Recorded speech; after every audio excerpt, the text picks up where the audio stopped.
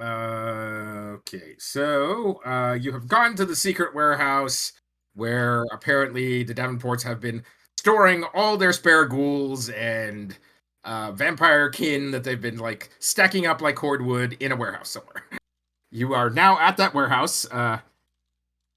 You're all hanging around, and suddenly all hell breaks loose as every undead motherfucker in every wooden crate and coffin and chest around you starts bursting out of their containment.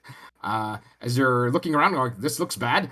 And as you call out to Mack and you don't get a response, you're going, "Something bad is happening outside, isn't it?" Okay, so and that's where we start. What are you guys doing? And I think Zumlar is down, right? Let's see. So yes, I am paralyzed, but I'm Zumlar not going down. was the guy hanging outside that got paralyzed. So Has anyone noticed that yet? you call out to Zumlar, and it's like Zumlar, hey, hey, and you get a response from every member of your party except for Zumlar. Okay. Well, shit. All right, you got a few moments here while undead ghouls and vampire kin are trying to bust their way out of their coffins. But beyond that, then you have a big fight on your hands. So what are you doing? Dirk wants to go look for Zumlar and use the Dispel Magic Wand on him. Right. Do we know where the Sisters of Mercy are, or if they arrived yet? In comparison to where you guys are, you'd sent off a runner. You don't actually know whether or not that runner got to where he was expecting you were hoping he would go. So, but that was like 30 or so minutes ago. So you're hoping the Davenports didn't catch him before he went wherever he's supposed to be going. Okay, so, okay, you're looking. I need a perception check for those people looking for Zumlar. Oh, okay. This means it precludes you from like heading out of the building or doing anything else as you are searching around in the building for him. Okay, well, that's a 17. I think he was at the doorway, wasn't he? That was why he got tagged first. Yes. Okay, you head out to the doorway. You see Zumlar sort of like standing there going like stiff as a board with a vampire a woman, a female vampire with her jaws fully distended and fangs out, biting into his neck, drawing the very life force out of him as Zumlar, your maximum hit points are reduced by 20 at this point. Jeez. Okay, well, Ouch. I think Dirk's gonna stab that lady. Right. She goes and hurls the body of Zumlar towards you. Let me see if she actually hits anything. Okay, so I'll need an athletics check to get around Zumlar as he's tumbling end over end towards you. How are we gonna? Am I just there now? You are just there. Yes. Alrighty. Okay, so that's a 20 to avoid him. Okay, you dive out of Zumlar's way as he goes careening into into a set of hay bales and some crates full of undead. You notice he is just like sort of flips the air through the air, not like a ragdoll, but as if he's made of wood. As his arms are stuck like permanently at his sides, his legs are stiff and straight, and as he lands sort of badly for an additional 8 points of damage. Oh.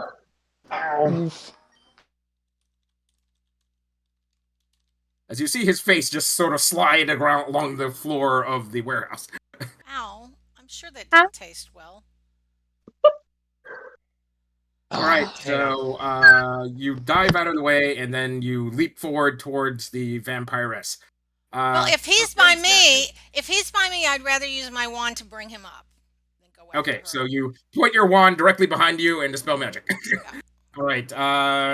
I don't think any roll is required in this particular case. Okay, Zumlar, you're no longer paralyzed. Thank God. They're all doing that. Is there any way that I can use kind of like the jade that I found that I was earlier controlling the ghouls with to like kind of like give them a command to stop running towards us? Okay, you pull out the chunk of jade, and I need a wisdom check. Shit. Okay. Can I give her oh wait, is Krishana here? Not at this point, because Oh, you've used okay. up all your actions essentially in Okay. dispelling Zumlar at this point. All right. So You got it.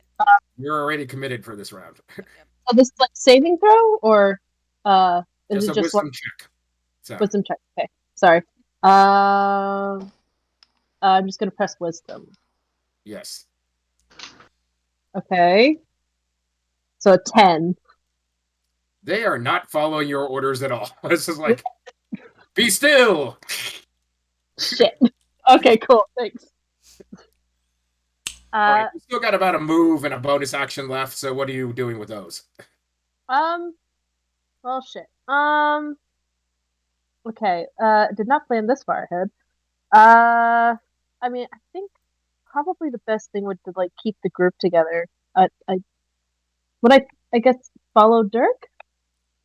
Well, Dirk's sort of standing in the middle of the warehouse at this point after having Oh, turned around and dispelled Zumlar at this point. You could go grab Zumlar, get him back on his feet, and headed towards the door if you want to do that. yeah, I like that. Let's do that.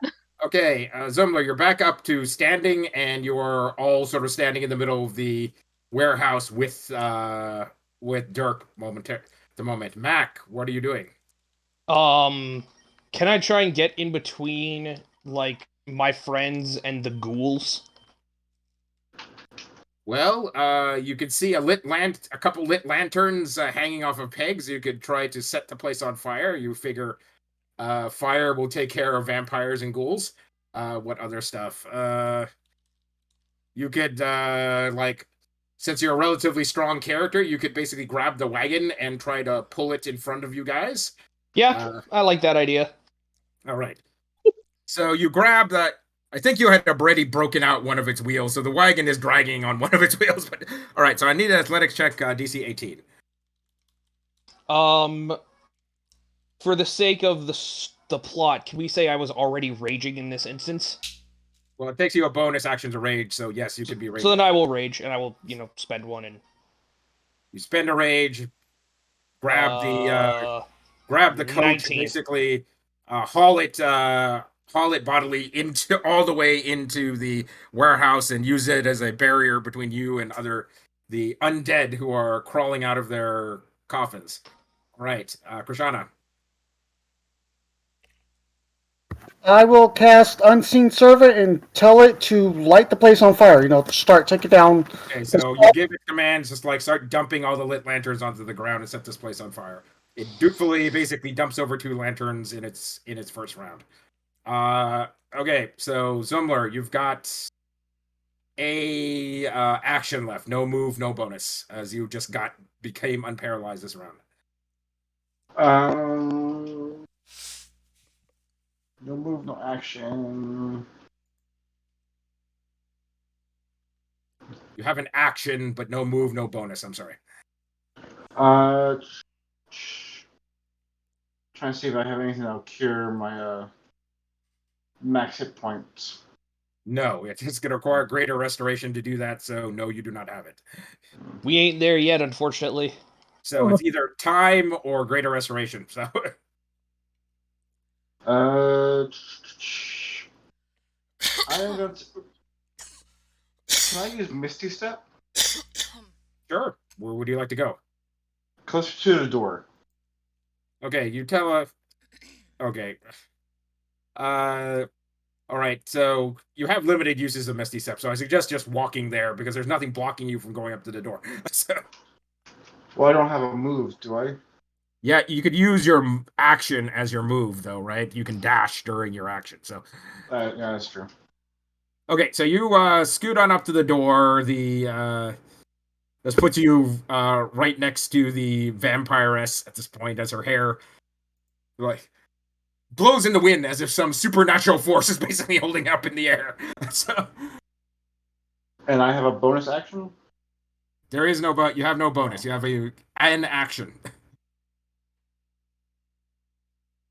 You have no reaction, you have no move, you have no bonus action. You just have an action. So I may not actually want to do that. okay. I'm going to cast. I Sacred cast Flame. Fist. Actually, no, Moonbeam. Okay, fair enough. All right, who do you bring it down on? The vampire ass. All right. Okay, she gets scorched for full damage. Give me full damage.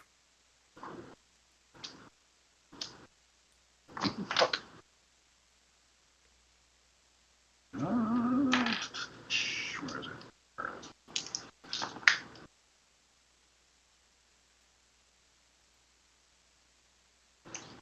Let's see. 13 damage. She gets scorched as the burns on her face do not seem to resolve themselves as the burn.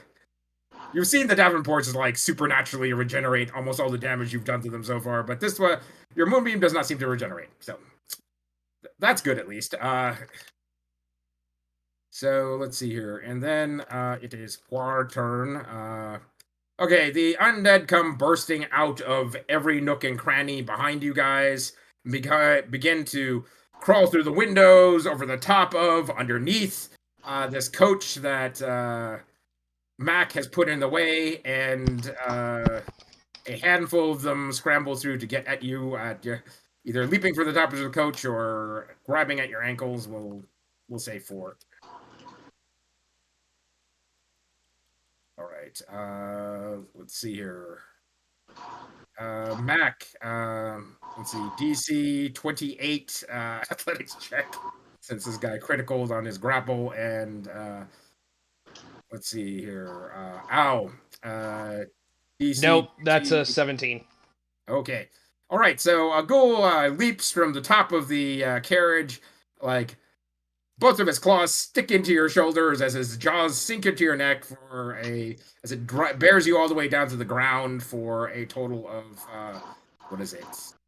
15 damage, which you get to have, and then so to 7, and then Krishana, you take a swipe for 8 points of damage as you're a little too close to the bottom of the coach as a clawed hand sweeps out and catches you in the back of the calf. All right, and then the carriage sort of unceremoniously collapses on another wheel on a pair of ghouls, and they don't seem to be moving anymore. All right, Dirk. Oh, wait, I have to have the vampires do something. Hold on a second. She moves across the intervening like 30 or 40 feet between you and her in the blink of an eye as she zooms forward, flying as her feet is just like leave the ground, flies forward like Superman, goes to grab Dirk. Athletic check, DC 18. Could it be acrobatics? Sure. Okay, thanks. That's a lot better. The way I roll it won't matter, but so that was a 14. Crashes into Dirk and then makes a sort of like sharp 90-degree turn into the ceiling and crashes through the ceiling.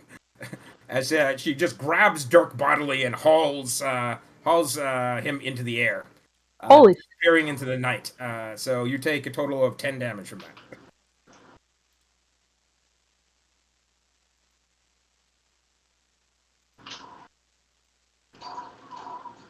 Okay, Dirk, you are in a epic life and death struggle, baby, about 40 feet in the air at the moment.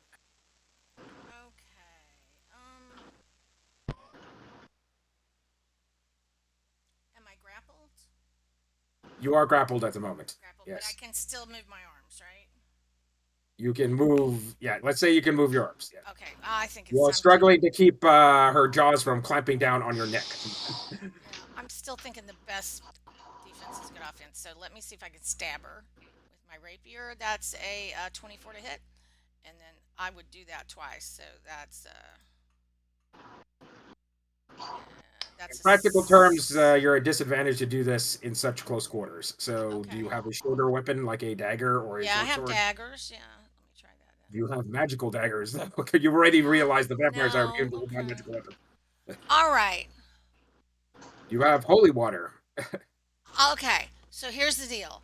I have a performance of creation where I can create something up to 100 gold piece, and it lasts for 3 hours.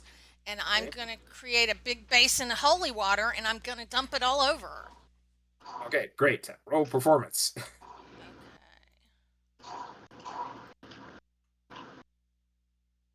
That's a 15.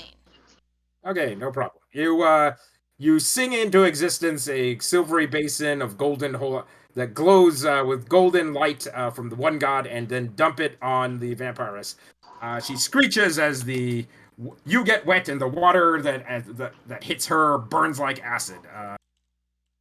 Make a save quick. Okay, that is not a great save. Okay, so okay, that's a 4d8. Thank you. All right, you cause the vampires like 14 points of damage, and see if she drops you. Okay, she still has a firm hold of you. Unfortunately, since she's the defender in this case, and she tied you. So Okay. And I'm thinking, is all the water coming off of her onto the ghouls below? Do we get any bonus effect out of that? not particularly. You're not like well centered over the hole that you like smashed through the ceiling through at this point. So it's mainly running off the roof. So let's see. So that was my action, and Yes. and I don't have any movement because I'm grappled. But as a bonus action, I have one bardic inspiration that I like to give to Zumlar. Okay, fine. Okay, Mack, you're up. All right. I'm grappled by a ghoul, right? Yes, a So ghoul overall- is basically sitting on top of you, trying to bite your face off. It's a jockey, essentially. So what's the plan here? Are we retreating, or... Well, I think we should, but we also have to get Dirk first. And you have to have a path to retreat first. Mm-hmm. That being said, essentially, it's pretty clear. There's a clear shot to the door at this point, so it's like no one at the door anymore. And you put the carriage between you and the rest of the undead in the warehouse. So you have a moment or so basically to get out of here. Yeah, because staying in the warehouse with all the ghouls seems like a tremendously bad plan. Yes. Yeah. So I agree. all these what do you call it? These ghouls. Is this something that I'm just sort of like it's an inconvenience that I'm just can like chuck him off of me, or is it actually like a threat? Probably. Well, you're not going to be able to move anywhere until you basically get rid of him because you're in the grappled condition at the moment. So. Mm-hmm. So I guess I'm just gonna start trying to rip him off me. Okay, go right ahead. Am I in? DC is DC 18. If you get better than 22 for your athletics or acrobatics, you still have your full action and move left. If not, you lose your.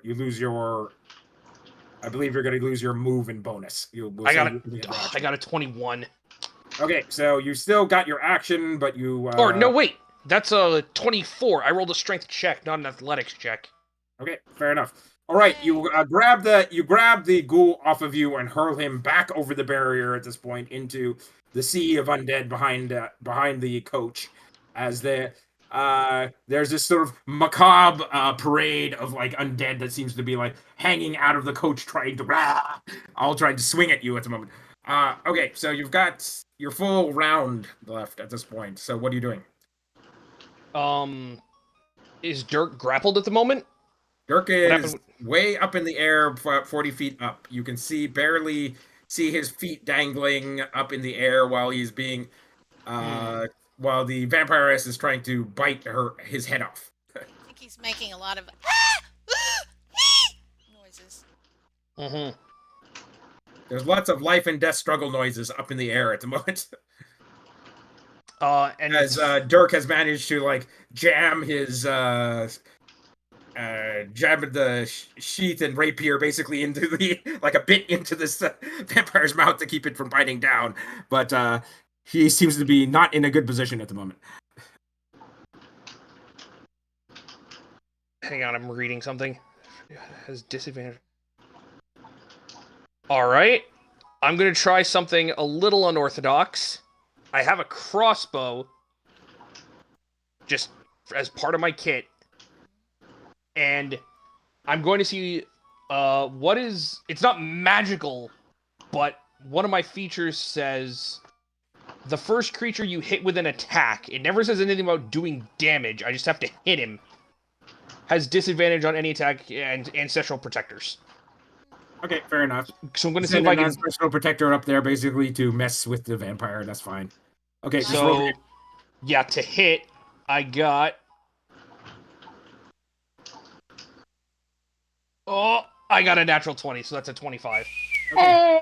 Nice. All right. So it doesn't do any damage, obviously, but a spectral what basically appears next to this thing. A spectral wolf. Spectral wolf. Okay, spectral wolf begins like hanging out in midair and like chewing on the back half of the vampiress, trying to pull her away. Okay. Zumlar, Is my moonbeam still up? your moonbeam is still up. Going to redirection it towards the vampiress again. Okay, you it doesn't quite reach because I think you can only move it 20 per round. So you scoot it over to the next best thing at this point, which is a group of ghouls that are trying to crawl out from underneath the cab and scorch them very badly. Ow. Do you want to move anywhere, or are you remaining inside the warehouse? Like I'm saying, remaining inside the warehouse is a bad option because the barrier you have will get overrun really quickly here. Yeah. I wanted to ask, because I'm probably gonna try to have Owl run, but also, so I have the spell Daylight. Does that have any effect on the vampires, or is it just like looking at things? Oh, yes. Yes, it does. Okay. So, At least it should if they're normal vampires. Yeah. They're normal I vampires, think that's right? a sunlight, not just a light. Yeah, because it's like So it's daylight is I don't know why they called it this. In the older versions of the game, they used to call it continual light. So this is just like a giant, huge light spell. I think there's a 5th level spell called Sunbeam or something along those lines. That 6th actually, level Sunbeam. Yeah. But if I remember correctly, the 3rd level spell Daylight actually creates daylight, not Yes. just light. sphere of light spreads out from a point you choose within range. It's bright light and sheds dim light for an additional 60 feet. If you choose an object, you can cover the object. If any spell's area overlaps with an area of darkness created by a spell 3rd level or lower, the spell that created darkness is dispelled. So, I don't know. I wanted to ask. No, I'm just noting that the daylight spell doesn't actually create sunlight. Unfortunately, Oh, it just okay. is a very light, very powerful light spell. All right. All right, GM's ruling. but it does help you in the following respects. In the fact there used to be sort of the shroud of darkness around the vampiress. Now that shroud of darkness all dissipates immediately, and you can see a like black and white maid's uniform and a sort of pair of like very utilitarian, basically high heel boots and a bun and a bonnet, and it's just like that's one of the Davenport's maids. That's one of the. Damn it. Okay. So, It's not one of the actual Davenports. You're going, it's like, but whoever this maid is, she's actually relatively competent because she's choosing to gauge your people one at a time, far away from where any of you can melee her. yeah. So, I guess it would be helpful to use daylight. I'd not really see another purpose for it. So I guess I would be using daylight and then probably trying to head towards the door to keep it like open. Okay, well the double doors out of here are just wide open at this point. You can go straight up to them. Zumlar, we're gonna assume you head that way as well as you move your moonbeam and you head towards the door. Dirk is the only one that's basically Ryan, I think, is the only one. Mack is the only one who's had to sort of stand his ground because he had to shoot from through the hole in the ceiling. Yeah. Okay, and then Krishana. I will start moving towards the door, and I will fire 2 eldritch blasts at the vampirist that's holding Dirk. Okay. It's a really odd angle through the hole in the ceiling, so roll with disadvantage.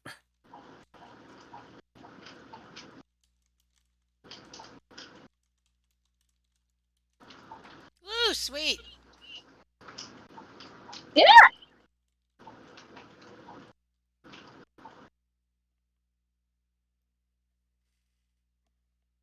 24 and 22. Okay, that's with the disadvantage then. All right. Go ahead, roll me for your full damage for 2 hits.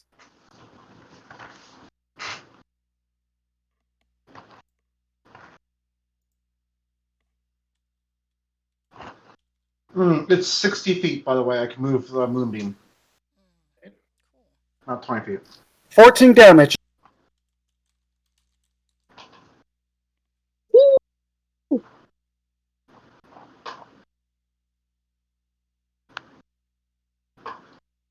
Okay, so you put 2 force bolts into the back of the maid. She her eyes sort of glare with blue undead fire as she looks down at you.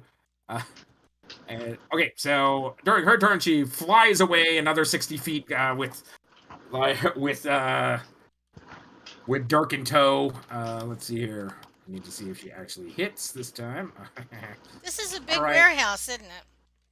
Well, and she's burst through the ceiling and she's flying away through the air with you at this point. Oh, So we're out over the rooftops of London. you're out over the rooftops of London. Yes. Everybody's gonna see us. They'll sing songs about me.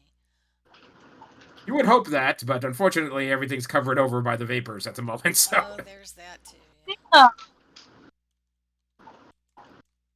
All right. DC. What is it? DC 16 to escape being grappled at the moment. Dirk. Okay. So that is what was that gonna be? Acrobatics. Acrobatics or athletics, whichever is better for you. Acrobatics is always gonna be better. Oh well, that's a solid 9. I think this is a good thing for me to use my last DM inspiration on. Thank you very much.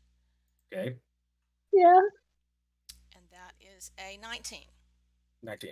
All right. You struggle loose as you start flapping your arms like a chicken as you fall the remaining 40 feet to the ground. Need a acrobatics check to see if you can save yourself some damage. Okay. Shit. It looked like it was going to roll a 20, but it rolled a 2, so that's an 8. All right. All right. You land thoroughly on your head for 16 points of damage as you crash into someone's living room. There's little Timmy and Sarah like saying mass in front of a small shrine with their parents beaming behind them as you crash onto the altar. It's a good thing I landed on my head. Yes. It's hard. You're brushing bits of their altar off of yourself at this point as they're looking at you. All 4 of them are looking at you in shock. You have a move and a bonus left. What are you doing? Okay. Well, I think I'm definitely going to say, thanks, folks. I can't stay. Got to go help save London. And I'm going to head out the door however far I can get. And, So, you have one of those very Dickensian moments where basically they all sort of look Scooby-Doo and look around the corner, basically one head above the other as who was that woman? So then I think you run down, you go into the hallway and run down the hallway. So can I make it out of the house? You make it out. Yeah, you make it out to the front. You make it out to the street at this point. Okay, so I'm gonna like zap with my telepathy and see if I can reach anybody. I don't know. Can anybody hear me? What is the range of your telepathy normally? I'm looking it up because I have a feeling it's 60 feet, but I can't swear. I believe that is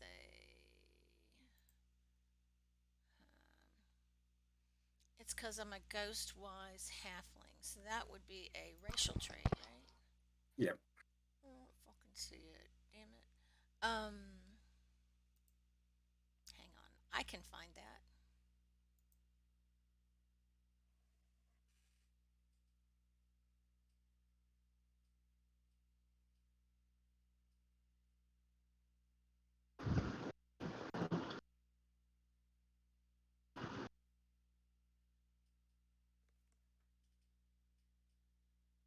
Can we just say it's 60 and I will find later what it is?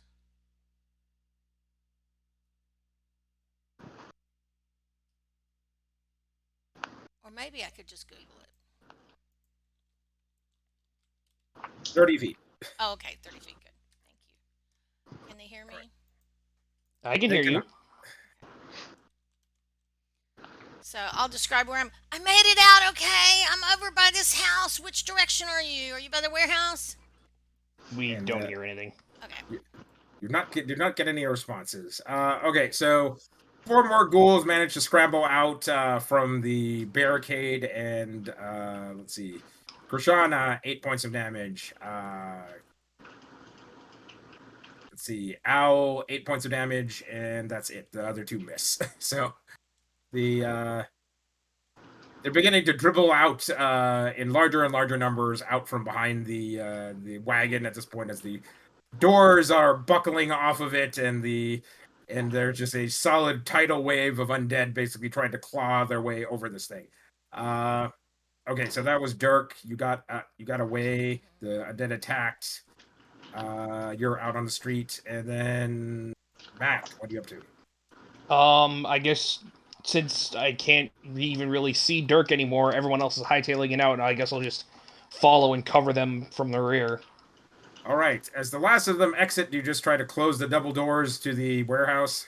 Yeah, I guess. Yeah. Trap them Please? all inside if possible. All right. I need an athletics check to pull the heavy doors in at this point. I'll assist him. All right. So both of you roll DC 15 checks. Oh, can I help too? Sure. 21. Someone roll. Okay. So your rolls now that there's 2 of you on it is DC 12. Well, I got a 21, so... All right. I got 15. So Mack got his door, no problem, and then. I got 15. All right. So Zumlar and Owl grab the other door and slam it shut. You begin hammering in basically pitons to seal the door in place at this point, because the doors actually open inwards. Man, what a beautiful pie, am I right? You can begin to smell like the smell of straw, burnt straw and wood emanating from the warehouse, and you can see little like orangey glow coming from the hay loft at the moment.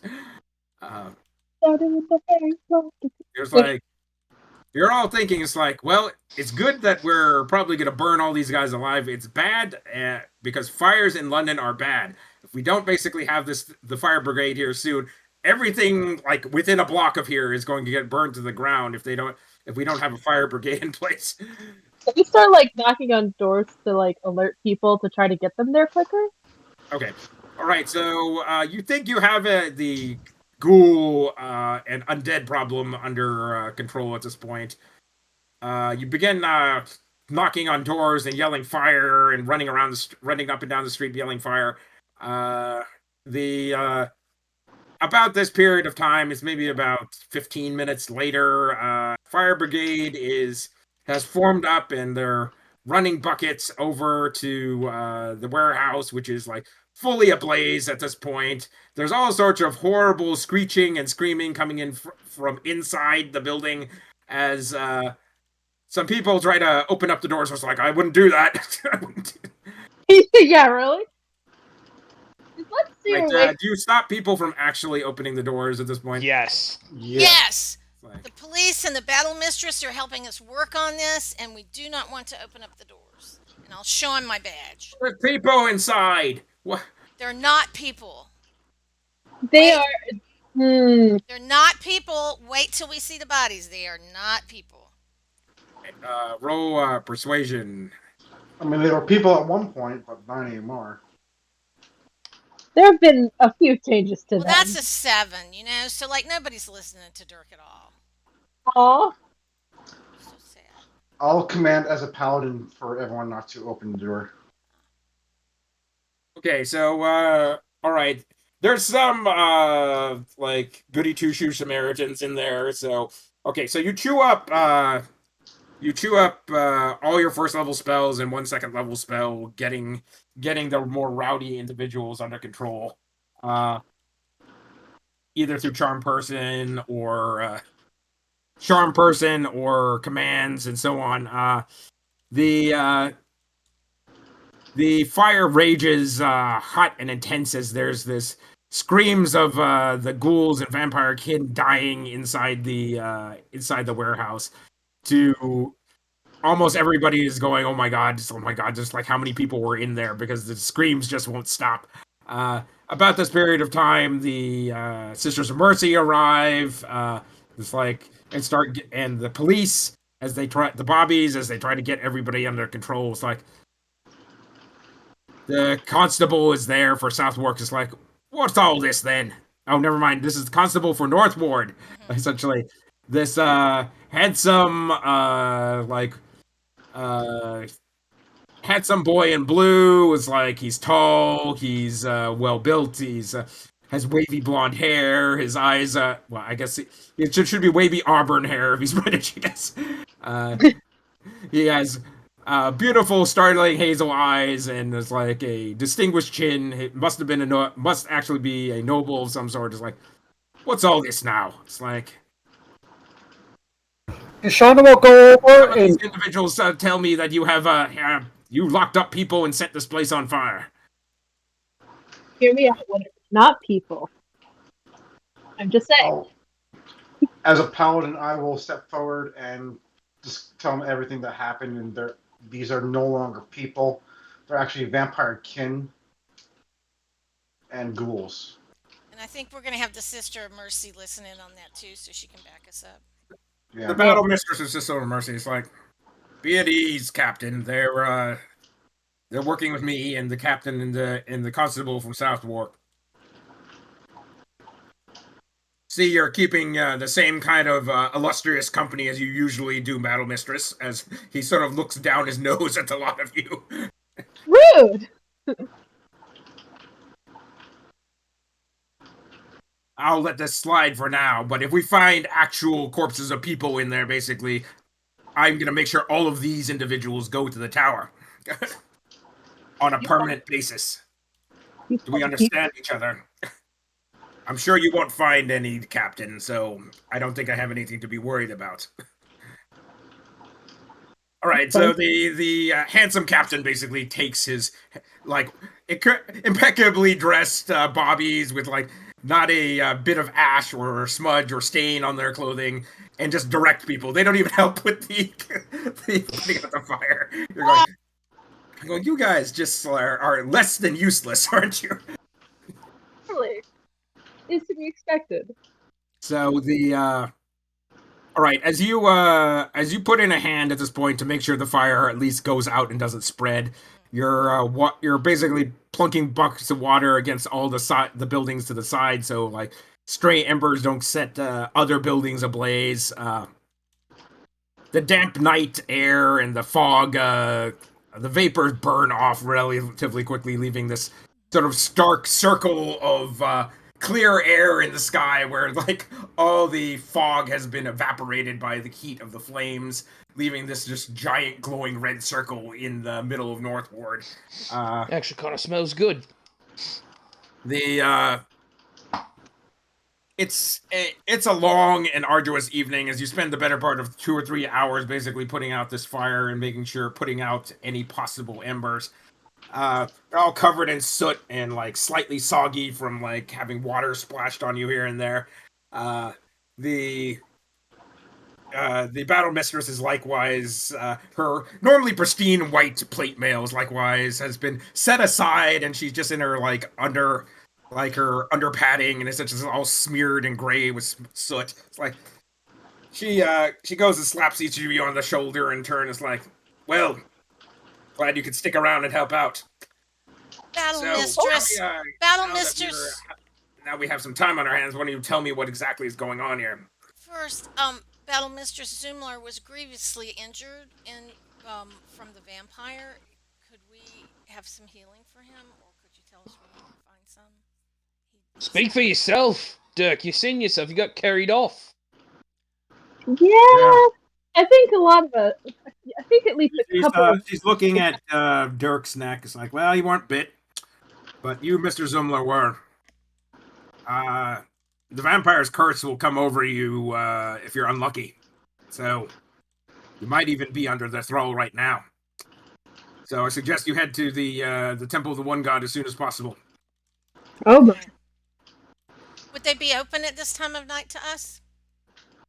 There's always people that are in need. The Temple of One God is always open. We also made quite a large donation last time, didn't we? So Yes, I they think do. they'd be willing to help us out at least a little bit.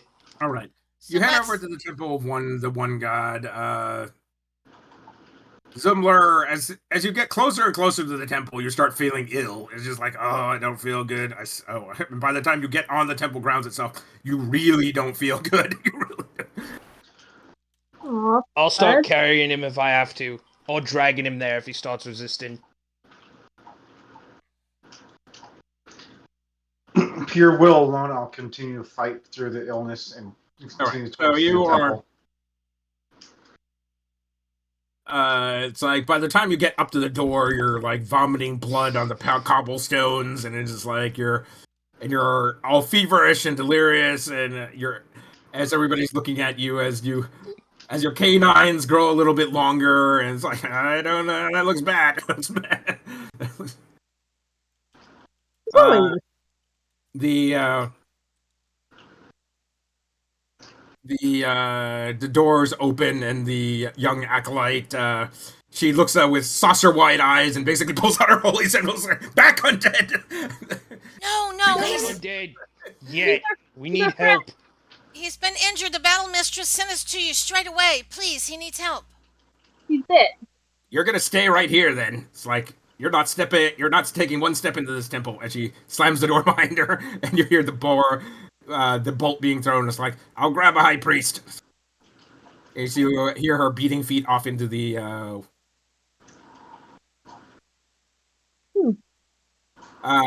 deeper into the temple, and then it's maybe about 5 minutes later she returns. An old tonsured priest with a halo of white hair.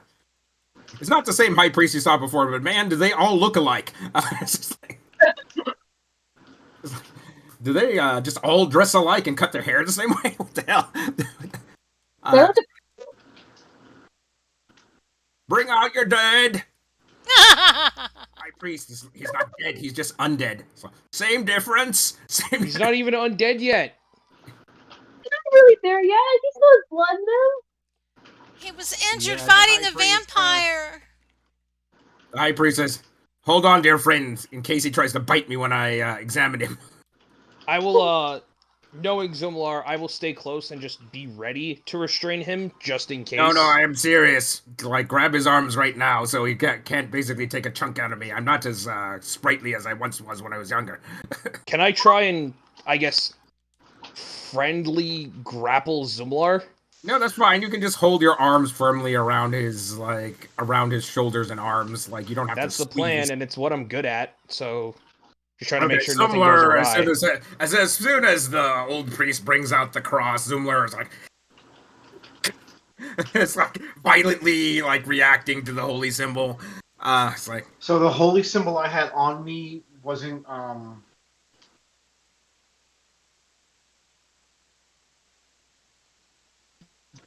it's more along the lines, it's held by someone of faith. Right now, you aren't a person of faith because you are cursed. oh. It's like, holy symbols by themselves don't do anything to vampires. It's the fact that they're held by basically a cleric or a paladin that does something. That makes sense. But I am a paladin.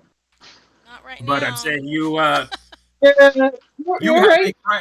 you're currently in a crisis of faith because you've been partially turned into an undead at the moment. So I'm surprised that when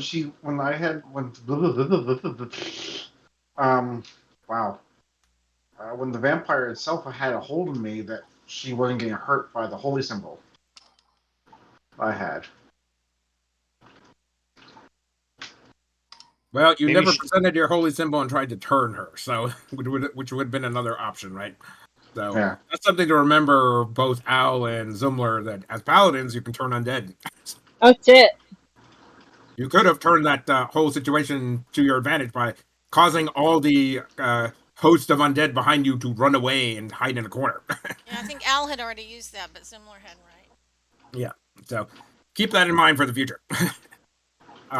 Okay, so all right, he basically holds open one of your eyes really wide, looks you in the eyes, like, as everybody can see at this point, it's like Zumlar's eyes are completely bloodshot, and you can see red red all the way around the sclera of his eyes, as if his eyes have basically turned blood red, and his pupils are all blown out, making him look like super feral at the moment.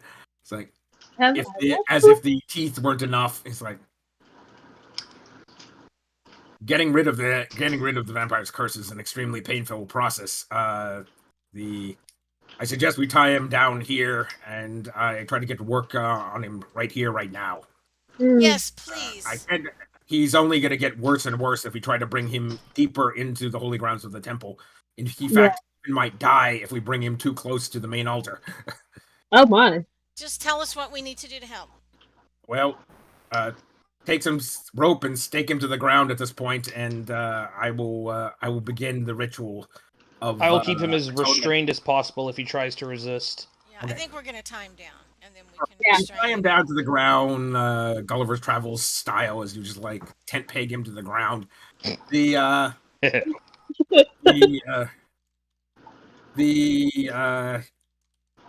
gets this wild-eyed look as he continues to try to snap and bite at people.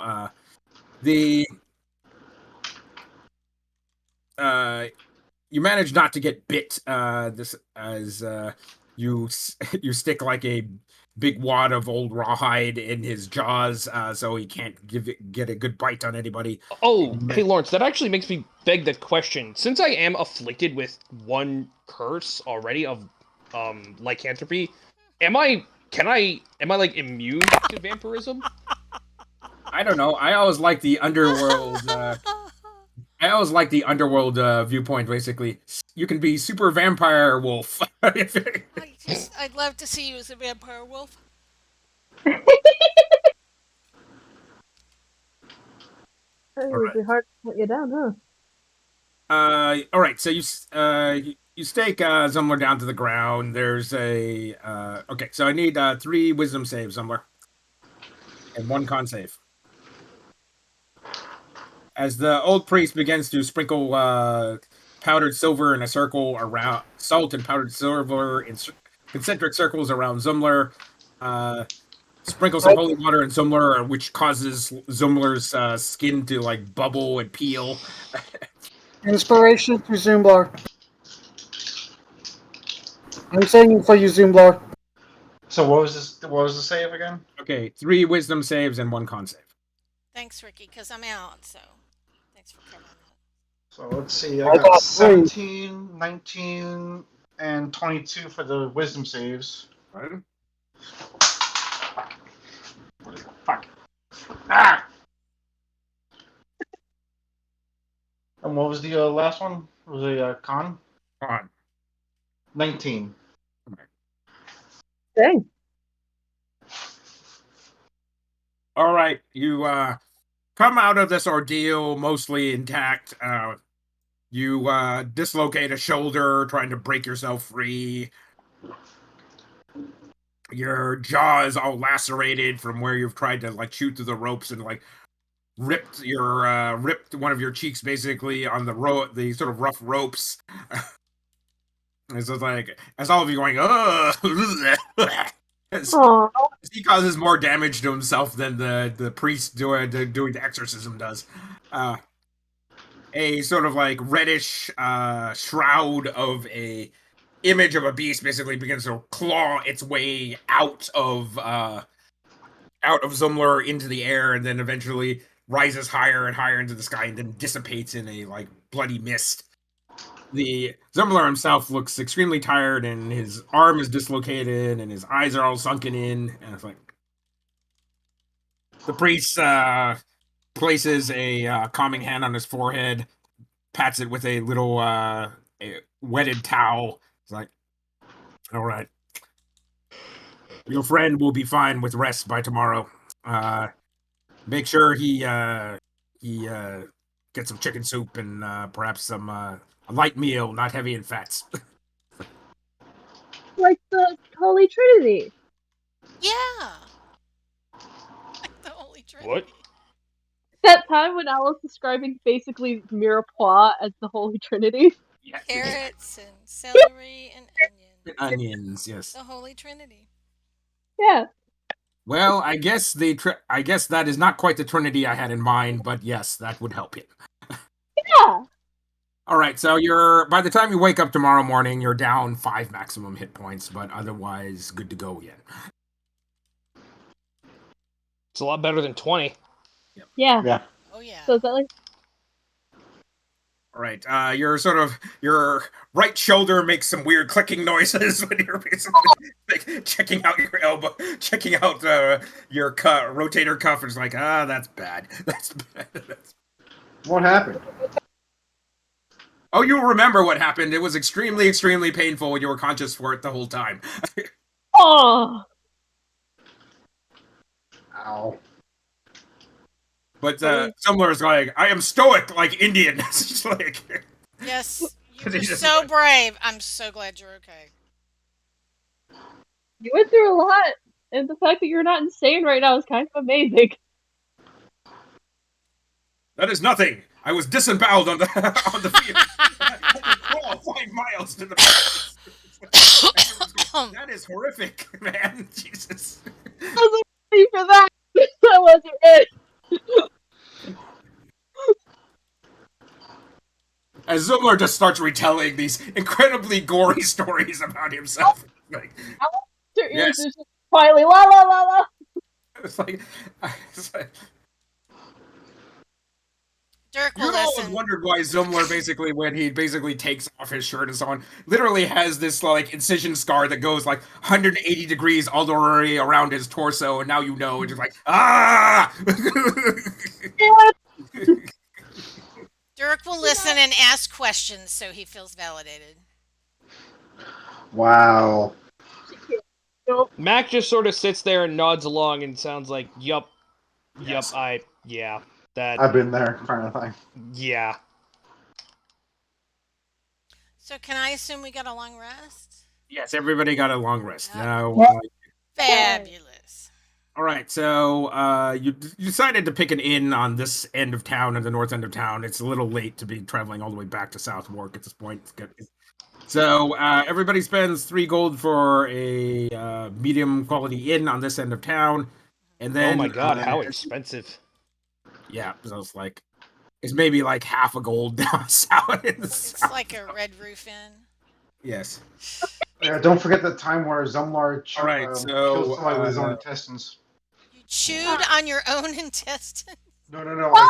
I choked someone out with my own intestines. Oh my god. It's like, And then the bottom half of my body fell off, so I had to drag it behind me.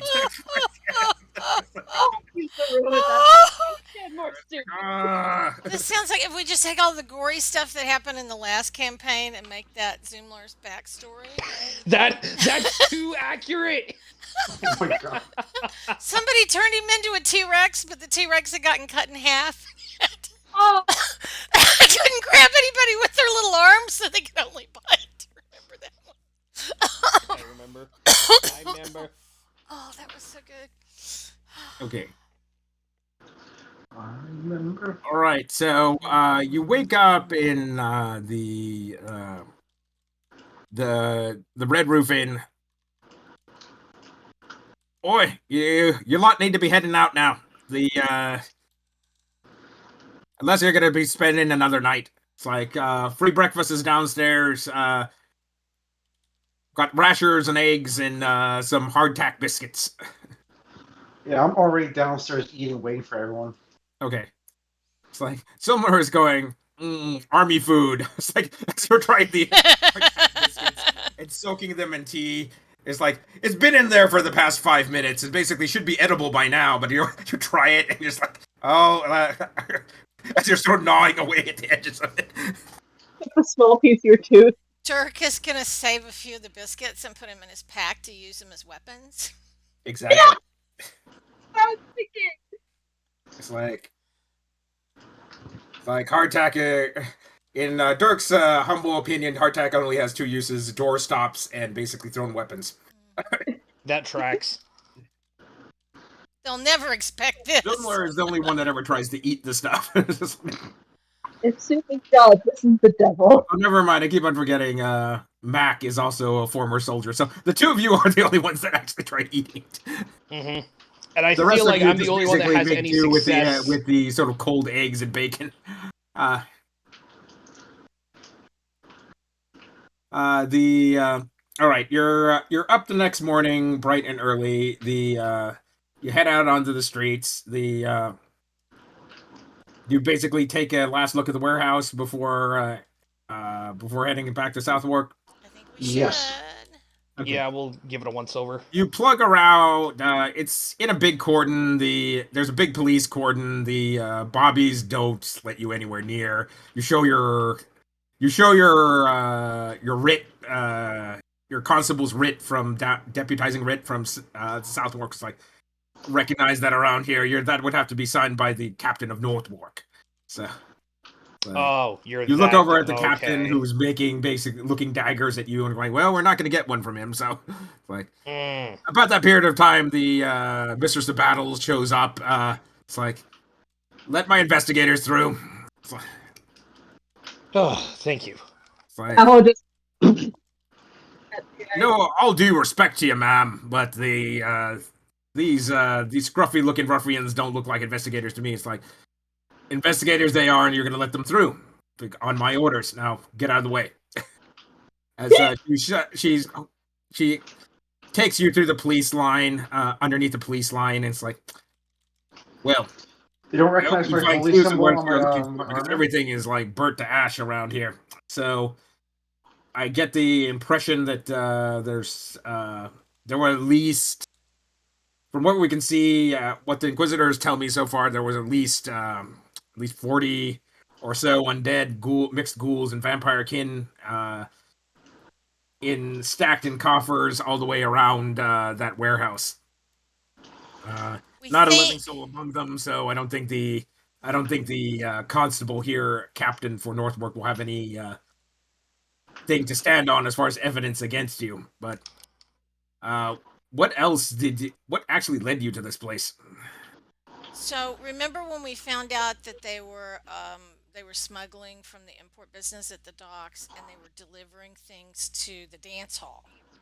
Yes, So we went and we confronted them at the dance hall, as you will remember, and we went outside and we were making sure that all of the neighborhood was uncharmed. And one of the couple that we talked to mentioned that there was a warehouse. When they would do favors for the Davenports, they would bring like barrels and long boxes from here at the dance hall to this warehouse, and this was how we found the warehouse. I see. Well, you're on their trail, so good for you. So I think Right, Krishana was check wanting to around, talk to the battle mistress last night, but we had to go take care of Zumlar. Did she have something she wanted to ask the battle mistress? Yeah, am I looking good? Do I still have that -2 wisdom modifier? Yes, I believe you still have the -2 wisdom modifier and and I think you had +2 to something else, right? It was like, yeah, it was a trade off. It was like, Charisma. yeah, it was like +2 charisma, -2 wisdom. Okay. So if you want to undo all of that, you can always go to the Temple of the One God and pay some money and get it fixed. But right now, it's a trade-off, what you have at the moment. All right.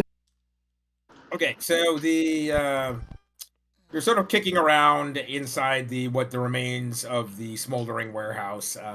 There's Oh, there's sort of no. thick smell of like burnt wood and pig fat in the air. You're guessing that's probably from the corpses.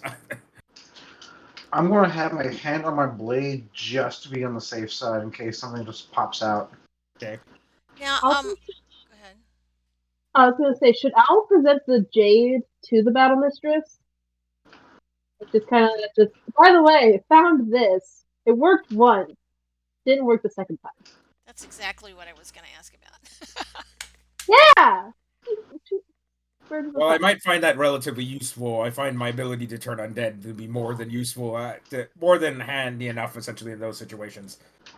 Considering I'm usually with a cadre of other paladins, it's I think it would serve you better in since you are a smaller group. I just wasn't sure. I appreciate your offer, though. So, but use it in good health. That is yours to keep. Is there a problem because it's cracked? Well, if it's damaged, the College of St. George, the Mages College can repair such items. So perhaps Ooh. take. Awesome. Thank you, Battle Mistress. Thank you. She nods and continues sort of surveying the grounds and talking to these individuals like in white sort of white cassocks with a big red cross across the back, who are the inquisitors for the Church of the One God, who are essentially their local detectives and police force portion of the one church. You're sort of kicking around the ashes at this point. This place has definitely been gone over very carefully already. There's like footprints everywhere.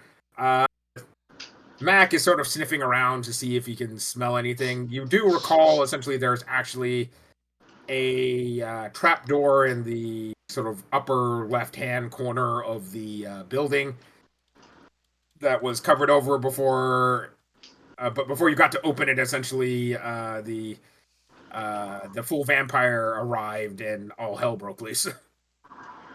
Do we think there might So be a you sort of go trapdoor? over there, basically start kicking away ash, grab a broom and shovel, and start shoveling stuff away, and eventually you reveal a trapdoor. Uh, as far as I recall, I think you did open it and see that at least it went down into the lamplighter tunnels, and that was about as far as you got. Should we tell the Sisters of Mercy about this too? Well, they're all nearby, so an Inquisitor comes by, gets your debrief. It's like, okay, so, well, feel free to explore that. Let us know what you find. Essentially, try to do that before you leave. Have we talked to her about the country estate that we got the information from, like the city archives? The Penrose Estate. Yeah. Well, we could mount a assault force and send them out there. I don't know if we're necessarily going to find anything out there, but couldn't hurt. I think You that's want to where go? everything's gonna go. All right. Well, if that's the case, essentially, do you want to come with, or are you mounting your own plans? Oh yeah, we're definitely coming with. I think. I think this is a come with too. Oh, yeah. All right. So I'll arrange something for tomorrow morning. We'll head out from the North Wark, North Gates, the northern edge of London, and head into the moors. Now, let's see here. It's not a particularly long journey. Essentially, by wagon, we'll be there probably by mid-afternoon. So get whatever you need to get done today, and meet me up by the North Gate when you're ready. So, all right. So you can explore the tunnel at this point. What were some other leftover clues here to check out? There's the tunnels, and we could go and get the jade fixed and get Krishana set before she goes in to fight the vampires. Yes. Yeah.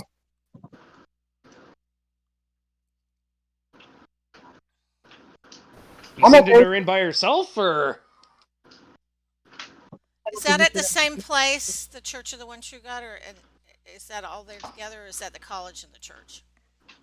St. George's is the college. Okay. So, the College of Mages.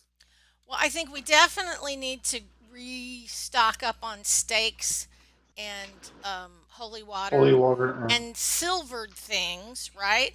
Because if Yeah. we stab them with, it wouldn't have to be magical if we stabbed them with silver. Maybe we need to silver all of our weapons. Ooh.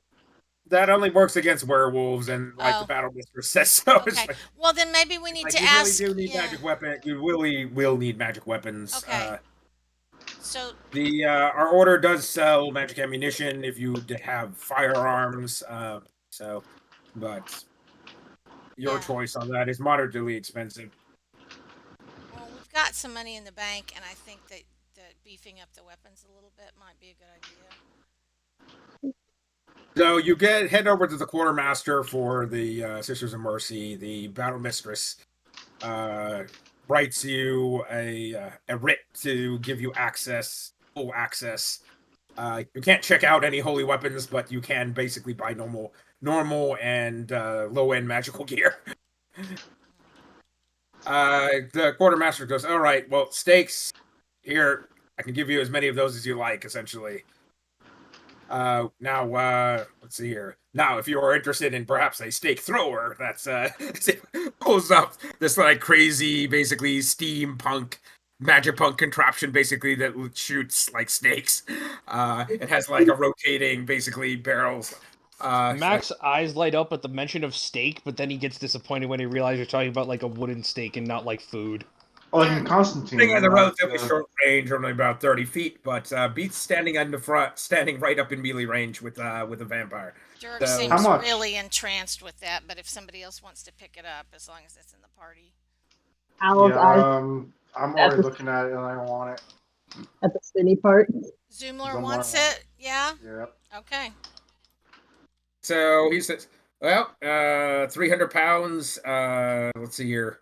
The steam charges, essentially the arcane steam charges that you're gonna have to load into this thing, are pretty. The charge is really only good for 6 shots. There's 6 shots in the barrels, so you'll have to reload a steam charge. It's roughly about 30 gold per steam charge. So Okay, after that I will be tapped if I buy. So if I buy one, Dirk's going to help. Dirk will split it I with can you, buddy. all right. So I'll be able to buy that plus 1 charge. Then, if you want to help, 12. then I'll buy. I want to say I want to buy at least 3 charges. Yeah. Why don't you buy the thrower and Dirk will buy 3 charges? okay, so the stake thrower does D12 to vampires and vampire kin, and D8 to anybody else. What would it be under the or if I'm looking under the inventory? What would it be Well, considered? it's just a ranged weapon, essentially, 30-foot range.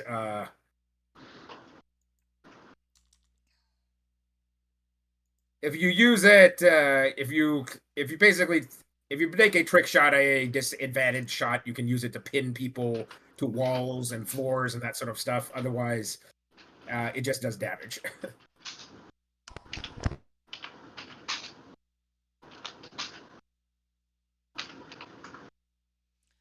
So And on Dirk the would like vampire, if you critical with this, it does 3d12. Because you manage to like shoot them in the heart, and it does like extra bonus buck damage.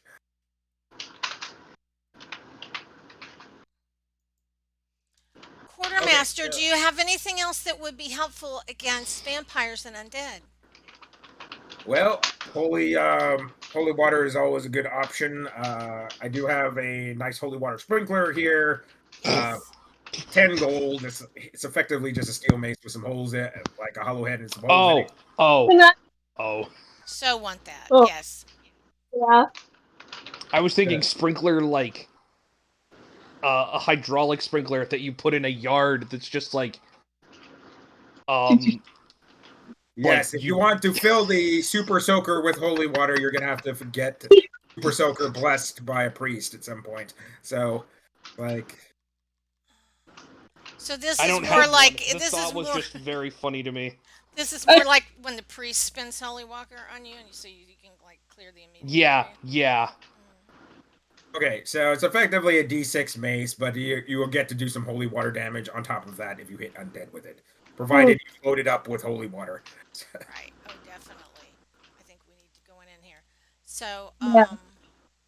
Dirk would like to have a magical dagger because we got a magical rapier, but I think we need a magical dagger. All right, Mack magical just- dagger's not all that expensive, so it's like 125. Okay, cool. And then Mack just fills his entire like pouch with steaks. Like he doesn't want anything silver because silver is actually irritating to his skin if he keeps it on him. But like wood, I can work with wood. Then Dirk has a Okay, light then. crossbow. Can he get some ammunition that would be useful? Right, so it's 20 per for +1 bolts, or you could buy Or you could buy, since this is the Sisters of Mercy Quartermaster here, you can buy Holy Bolts, which have been blessed, and will do extra damage to undead. Okay. So they do an extra 1d4 damage to undead. D4 damage. Okay, and how much is that? Otherwise, they cost the same thing. They cost 20. Okay, 20. So I'm gonna load up on those puppies. Can Krishana get some herbalism supplies so she can brew potions? Oh, so for regular healing potions, how much would you like? It's like, so they can sell you effectively enough to make 10 potions. So it's 15 gold per packet of herbs. How many should I get, guys? I can make one of these a day. I mean, Dirk all will of buy them. 2. I'll buy 5. I'll buy Okay, fair enough. I'll buy the last 3, so 45 gold for the Even remaining if you 3. don't brew them actually into a potion, you can still make them into a tea to heal 1d4. So, in an emergency. So, teas or poultices and like spackle a wound with it, basically. All right. Let's see here. What other stuff? All right. Well, it's kind of obvious you're hunting the undead and vampires at this point. Are any of you? Well, you two obviously look like paladins, but Yeah. But you also don't follow the one god. I don't you don't wear crosses on your person. So which gods do you follow?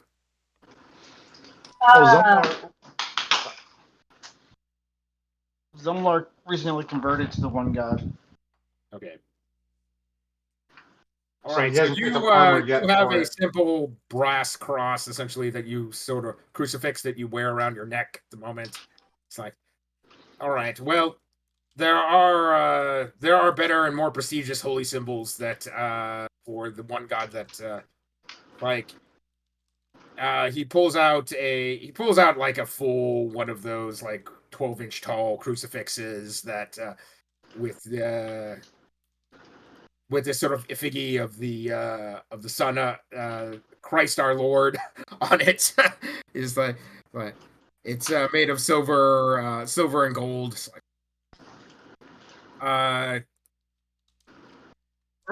Zumlar, that would go with everything. Holy symbols like this in the hands of the faithful can be used to wound the undead grievously. So simply press it into their flesh and invoke the name of the one god. Thank you. And it goes with everything. This is however, this is somewhat expensive item. Essentially, do you have 300 gold? Sorry. Does they want to loan me 300? I think we I probably don't went even to have that much. I think we went to the bank before we went here because we knew we needed to load up, right? So that's fine. You can just withdraw funds from your account. Yeah. Just assume you have it with you. Okay. So yeah, I say yes, and I'll purchase it. Okay, fair enough. Al, do you need anything? I grabbed the mace, right, that we were all talking about. The like holy water mace. Yes. Okay. Cool. Okay, Cool. so the holy water mace is an actual magical mace. So it's in total is 250. Okay. And then you need to buy holy water separately, which is 25. Well, never mind. This is the main temple, so you can buy holy water here cheaper for 20 gold a vial. Buy it in bulk. 20 Hey, it's Costco.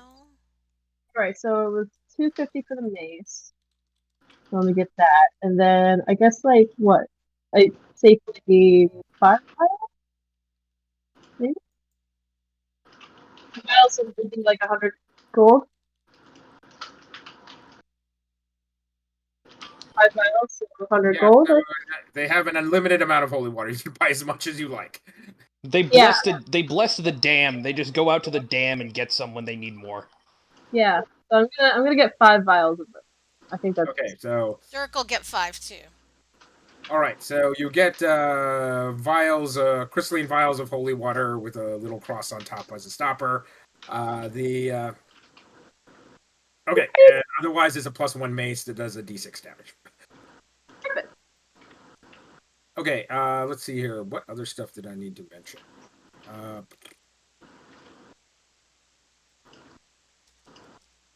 Now, I wouldn't necessarily ask you to convert to the faith, though I would certainly find it be more at ease if you did. But if you wear these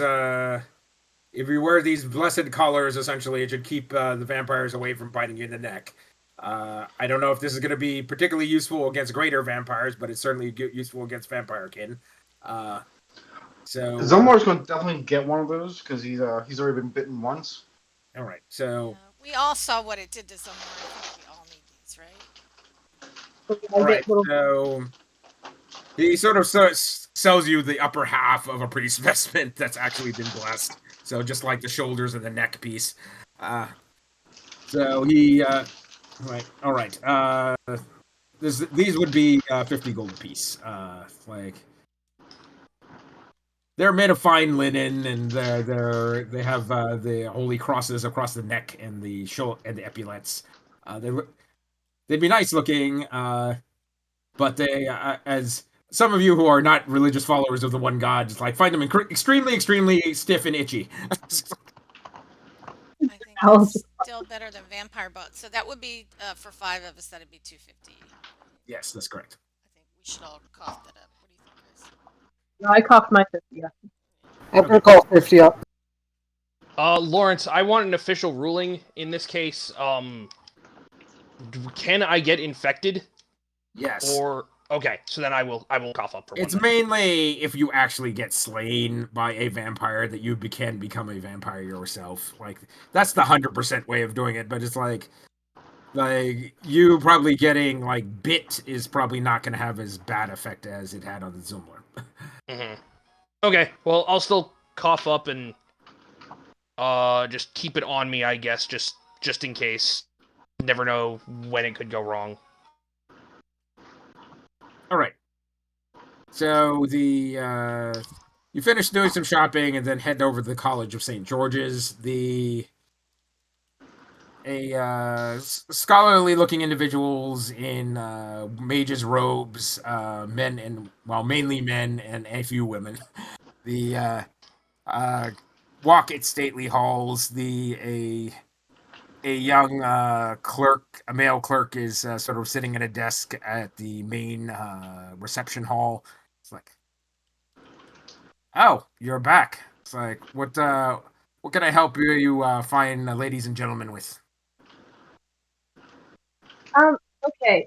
So this one might be a bit weird, but I need help fixing this little piece of jade. And she places it on the table. Just one side has weird crap, but the other side is jade, and it helps us with ghouls, and it's broken, and I need it fixed. The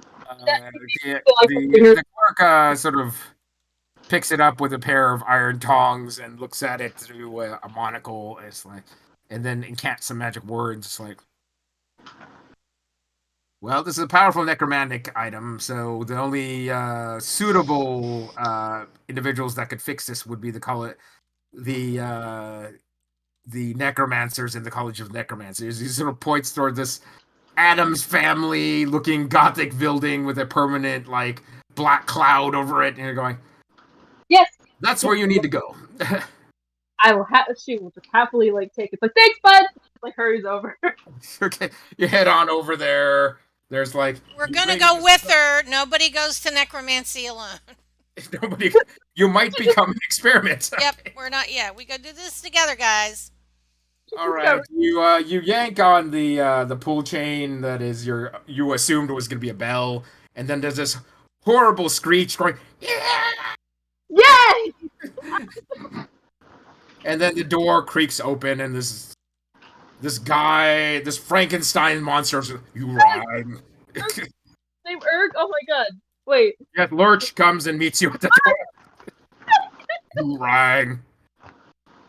Hi! I need some help from a necromancer. Help? You do not seem to be dead. Perhaps you should go to a different college. No. She's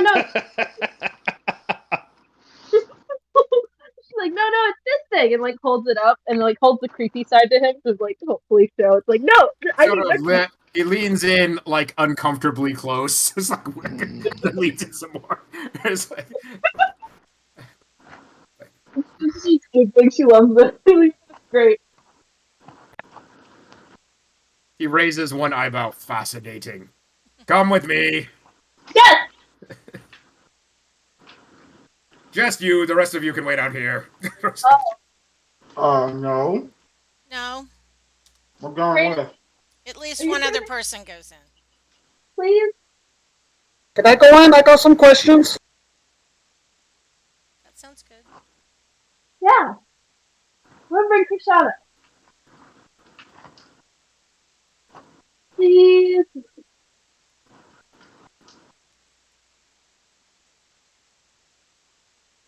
Then I must ask, wait here and I will get a high wizard. I'll take you. Alright. Closes his door with a thud behind him. You hear Those people seem nice. I like them. this is obviously like lame in one foot. You can hear it scraping along the ground. Eventually this like bright, cheery goth girl with like pink lipstick and like really dark eyeshadow and a witch's hat comes to the door. She's sort of Nice. wearing like one Yes, of yes, those yes. like Hirajuku dresses with like a lot of like lace and black and pink, and it's just like gaudy and awful. But it's like Love got black lipstick on. It's like, why hello? It's like you definitely don't look like the normal sort of crowd we get in here. All right. So anyway, let's see. The headmaster sent me down here because I'm supposed to cast a Gaius over you that you're not going to cause any trouble within the College of Necromancy, and you're basically going to swear to secrecy anything you see in here. Are we agreed? And if you all say yes, essentially, I'll cast this curse over you, and you will be held to the strict letter of your promise. Yeah. Okay. Thank you. I really Does appreciate it. everybody basically acquiesce? Can I Yep. roll like I am like we don't know these people. Can I roll insight? It requires no insight to realize this is an incredibly crappy deal. Okay. Okay, yes. I think All we right. need their help. All right, her basically her voice gets like 3 octaves lower. She basically incants something in a voice that sounds like a demon is speaking.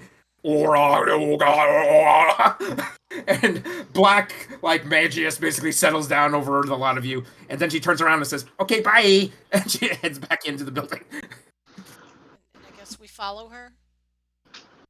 And then Does anyone else feel extremely Lurch will uncomfortable? show you to the lab, by the way. All right. So Lurch basically walk this way. Talk this way. He leads you back through the main sort of. So the inside is sort of looked like the lounge from the Adams family. There's a large staircase sort of leading up to a higher level. He leads you around to the left and below the staircase. And then you arrive in some sort of like non-Euclidean part of the building. You're going, okay, there's no way this fits in where I just walked out from, okay? And you walk down into this long hallway that sort of spirals around to the right like a big giant snail. And eventually you arrive at a tiny, tiny door that's maybe about 4 feet high, made of black wood with a silver bell as Lurch carefully rings it. And it makes a basically large bell sound. Bong! And the door opens and there's this sort of like angry looking gothy gnome with like black hair and a mohawk and multiple piercings all over the place. It's like she's sort of wearing a tight bustle. It's like, well, come on in. Welcome to the necromancy lab. where all your dreams from here in the afterlife are made true. Aww, that's surprisingly sweet. It's like, As you Right. say, you're looking around and you can see like various beings in bar jars floating in some sort of like weird amber liquid all the way around you. It's like some of them are human sized, which does not give you any confidence. is there a mouse-sized one that wouldn't be noticed if it disappeared? You sort of sweep one of them. It's like, wow, this is kind of cool. As you sweep one, as you sort of casually pick one up and start putting it into your pack. It's like, you can take that with you. By the way, basically, I won't guarantee it won't try to bite your face off during the evening, though. So it's like, be careful about keeping the seal tight. As Don't you, feed it after it midnight. looks like a perfectly innocent looking mouse, except its tail is completely skeletal. But it's like, okay, it's like. Its name It is even basically has a pink nose and whiskers, so it looks otherwise like a normal mouse, except its tail is skeletal. And you're going, okay, well, that's neat. Yay! All Oh my right, God. what brings you to the College of Necromancy? I don't understand. You all do you want to become Death Knights, undead rogues, liches? It's like, Well, that seems cool, and I would love to talk about that a different time. We actually have this little item that we need repaired. It's a jade-looking thingy. One side's cursed, the other side is like broken, and it's jade. she takes one look at it and goes, "Wow, We need it fixed. I have not seen a key to the other world in a long time." A key So, to where What? did you come across this key of Azathoth? I know a couple of people. Well, do tell. I'm interested.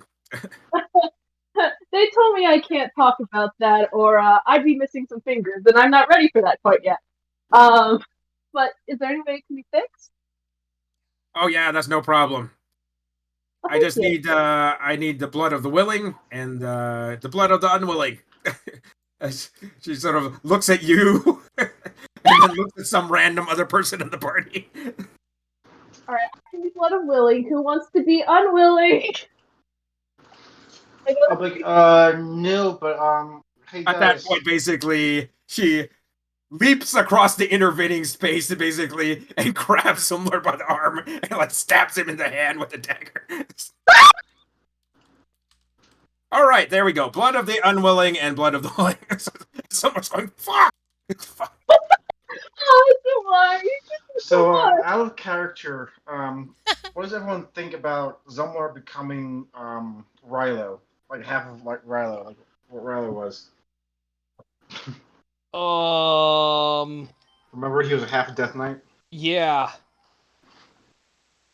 Dare to dream, I guess. Whatever makes you happy, buddy, you go for it.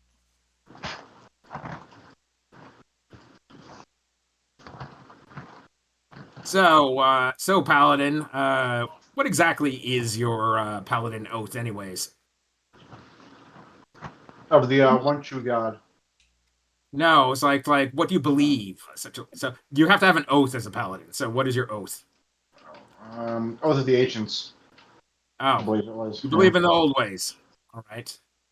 Okay, that's extremely weird for somebody that actually worships the one true God. But all right, it's like whatever floats your boat. How about you, Celestial? Oh, huh, um, there's just this vibe that's been leading me everywhere, and it's what I've been following, and it hasn't led me astray yet. So I don't know what to call it. Maybe it's the one true God. Maybe it's the old God. I really haven't been able to decipher that. Okay, well, I ask it like, are you actually a redemption paladin or not? I guess. Oh, yeah. No, yeah. Sorry. So that is your oath, essentially. What the oath you made as a paladin, basically, when you became a paladin. Yeah, she's an oath of devotion. Devotion. Okay. Sorry. Well, Sorry, there is sorry. also oath of redemption. So I thought she was actually redemption. She was trying to redeem herself from having a criminal past. Yeah. I don't know. I'm very confused. It says oath of devotion in your sheet, but I can change it if it makes more sense. but I Well, don't. just whatever you want it to be, right? This is all story driven parts of your character. So, All right. so redemption. I think redemption paladins are fun because you're trying to redeem yourself and redeem others. So, and sometimes that leads you astray because you're going to try to redeem people that are irredeemable, right? But it's just like Yeah, no, I think that makes more sense for sure. I can change that in the thing. fair enough. Yeah. Sorry, I'm sorry. I And never plus, understood. redemption paladins have a nifty capability where they can basically cause cause damage to rebound on their enemies as they feel remorse for their actions. Oh, Oh, that sounds awesome, doesn't it? So I'm gonna change that. okay, It's cool. all right. Cool. So all right. Hold out your hand. You're the blood of the willing. And she just like happily just like holds her hand, or has to take her gauntlet off for like a second to be able to do that. You hold out your hand, and she literally like slips the dagger in between like a joint and like right under one of your fingernails. You're going. Ah. Silly choice. No need. It's just like as you're holding your index finger, going, son of a bitch. Is that necessary? I don't. Seems... Sensory. All right, she basically smears the blood on basically a petri dish, both of your bloods together on a petri dish, spits in it, and then grabs various things from various shelves and starts sprinkling various black and gray powders, grinds up a newt and like, and scrapes everything off the petri dish into like a small iron cauldron. All right. Give me the key to the Azotos here. Hey, once this thing is fully activated, by the way, you do run the high risk, basically, of dropping into the netherworld where great old ones dwell. By the way, so I don't know. It's like there's ways of shielding yourself, but you would have to be a necromancer. So like that's on you. That's on you. I will take that into consideration. Thank you for that warning. I appreciate it. Either way, essentially, it is a key to the netherworld. So, provide if there's a portal nearby, you can use this as a key to get into the netherworld. Oh. Right. So, other than that, it has some against like lesser undead. You can command them to your will. All right. So that's what it does. Let's see here. What's a good price? 250 gold. All right. Or you plunk out a purse and a half of gold for her. She finishes mixing a whole bunch of like blue and green and white reagents into her little cauldron. Like snaps her fingers over it. There's a blue puff of smoke that comes out of it. All right, she dips the amulet in it a couple times, holds it up, dips it a couple more times. It's like each time she dips it, you can see the crack in the top of it. The crack that's almost running all the way from like the top to the bottom of the thing begins to seal up and seal up some more. It's like, and then there's this bright, like neon green glow that comes from it that suffuses everything in the room and gives everything sort of this demonic and otherworldly appearance as you're looking at each other, and you can see like a tentacle sort of worm its way out of like Dirk's forehead and beginning to wiggle at you. It's good drugs. Okay. The short gnome necromancer / enchanter for the college holds out the amulet to you with a pair of steel tongs. Well, here you go. And she puts her gauntlet back on and like gently takes it. Just, So thanks. Dirk wants to ask, like, is there any safe way to carry that, like in a bag of holding or a container of lead, or like it looks a little. Well, it'll eventually corrupt anything that's nearby now that it's activated. So I don't know. Maybe it's put in a steel box for now, and but I'd probably say that'd be a good stopgap for about a week or two. Then you need to replace the container. Okay, that seems like very useful information. Thank you. All right. I do have a steel box here. 50 gold. Yeah. Okay. All right. So she has a small steel box that you can latch, and she and has a combination on it. It's like, all right, here you go. I'm not using it for anything, so. Thank you. I Thank feel a lot better. That whole tentacle forehead thing was uncomfortable. I thought it was kind of cool. I think it was a look. Not this week. As you drop the amulet in and the glow stops suffusing the whole room, everybody sort of returns back to normal again. Whoa. Krishana, is that why you do drugs all the time? Is that what you see? You're getting it now, aren't you? And I think Krishana wanted to ask some questions too, right? Yeah, Krishana wanted to research how to identify, like, gals or vampires. Either with, like, Metaskin or Arcana skill. Oh, all right. So it's like she goes through. Well, I'll give you this bit of advice for free. So she mentions all the basic stuff. The vampire's reflection just won't show up in mirrors. That's a pretty easy and surefire way to tell. So just carry a mirror with you. Let's see here. What other things? When presented with holy symbols by a basically person of faith, of the correct faith, and that has to be that either has to be a powerful evil priest or basically a worshiper of the one god, or like one of the gods of Tirdanog that is otherwise aligned with the sun or the moon or basically the hearth. Vampires generally need to be invited into locations that are private residences. Let's see here. What other things? They cannot cross running water without taking grievous damage. So if you are able to submerge a vampire in, let's say, a running stream, for instance, they will get burned by this. What other stuff? Vampires take damage from the sun, so they cannot walk around in the daylight without being quickly and rapidly destroyed. Let's see here. What other things? They can be burned by holy water, like many undead.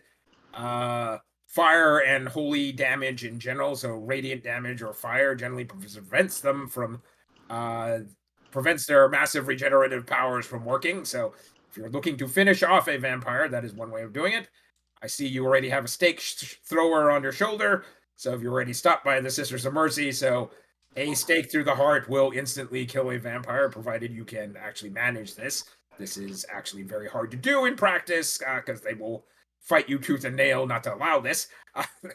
So, and let's see here. What other things? Decapitation is also a permanent way of slaying a vampire. So once you've got them down, essentially, and they go to torpor, you can basically hack off their heads. Speaking of which, most vampires basically turn into bats or gash form or wolves at will. Most of them can fly. So most vampires will normally try to escape before perishing. So on the last blow, they will generally try to escape as cloud of bats or smoke and like return back to their coffin to regenerate. Should they get back to their coffin, essentially, if they're grievously enough wounded, they will go into a torpor and have to rest until the next evening. If not, essentially, they will regenerate to their full might within moments, essentially, and be ready for battle again. So, I normally don't suggest basically fighting vampires in their home turf, because they will have little hidey holes all over the place that they can reach in gaseous form that you will not be able to get to, and they will just continue to basically regenerate, come and assault you, and basically hide again, over and over again until you run out of energy and die. So keep that in mind. So this is why basically you generally want to surprise vampires away from their home, from their lair. How about would destroying their lairs work? That's a possibility, but you keep in mind, essentially, like, elder vampires will have taken great pains to basically make their lairs not very easy to destroy. Hmm. And you'd have to find every coffin, basically, that they stashed somewhere in their lair. You may have, like, burnt their house to the ground, but they may have another sarcophagus or in a crypt somewhere or a cottage or whatever, and be able to retreat back to it. And now you have all the same problems again, essentially, because they'll be back up to their full might, and you won't. Do you know anything about undead ghouls? Like how to identify those? You should be able to just look at them and tell that they're ghouls, but they're awfully pale, have really long teeth. Their tips of their fingertips have turned into claws. I guess you could hide some of these things with like makeup and gloves, but it's like otherwise they smell like the dead because they're like just a step above zombies. But yes, vampires can create almost as many ghouls and vampire kin as they want. They just need a fresh source of bodies.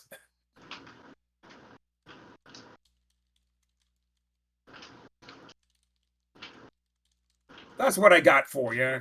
I fought a couple vampires in my time. I have a couple good vampire friends, in fact. But like, so which vampires are you hunting, by the way? Do we tell them? Yeah, I think we tell them. All right. Well, the Davenports are definitely no friend of mine, but it's like there are. You've got your work cut out for you. Essentially, the Davenports are like the elder statesmen of the vampire society here in London. Like they're perhaps among the oldest and most established vampires here in England. Oh, fun. Probably. Yeah, they've been getting really greedy lately and taking a lot of lives. So how so? So did they have anything to do with that crazy magical convocation in the Southwark lately, where some greater old one partially emerged from the abyss? Oh, don't you know it? Oh, Do you know anything about the I really order? thought that was an amazing bit of magic, by the way. So if you do find the ritual, essentially bring it back to me. I'll reward you greatly. The ritual for the elder god that they manifested? Well, whatever they basically did to bring it down into this world, I'm sure they had it written down somewhere. Okay. I was gonna think of something here. Oh, do you know anything about the Hermes, the cult of Hermes? Order of Hermes. There's a long and complex relationship between the Order of Hermes and bad things that happen in London. I'm a member in good standing myself, but essentially there have been rogue elements essentially within the Order of Hermes for decades that are little less circumspect about how they go about their magical research. Okay. It sounds like this was one of the rogue ones. All of us actually seek to advance the bounds of magic and what magic can do, but some of us are significantly less careful about it than others. So if the Davenports are involved, essentially I have to assume Keptos. He's the Greek. He's probably involved. I don't know if you've actually ever met him before, but he keeps the mage's tower hidden by magic, like in the north, in the moors to the north of London. And could you spell his name? It's Keptos the Black. Keptos.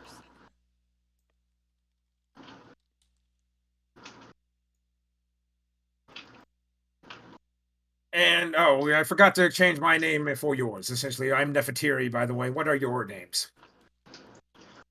My Pleasure. name's Zumlar. I'm Owl. Nice to meet you, Al. A lovely name, Al. Who gave you that? The Is it from your mother or your father or some family name, or did some owl come by and say who while you were born? I wish. My mom gave me a name I didn't particularly like, so I changed it to that. I see. All right. But I like it. It's very pretty. Where does it come from? Well, I hope you are wise as your namesake. Thank you. All right. So I do have other appointments. Was there anything else that you need? I have some research that I need to get back to. I think that's it. I think that's been a great deal of help. Thank you, Nefertari. Thank you, Nefertari. Have a great day. I see you. All right. She goes back to a cold cup of tea and takes a big slurp of it, and then cracks her fingers and heads back to her workbench. She was surprisingly civil. She's a nice lady. I like her. Yeah, I think she's definitely gave us a lot of interesting information that we'll have to think about.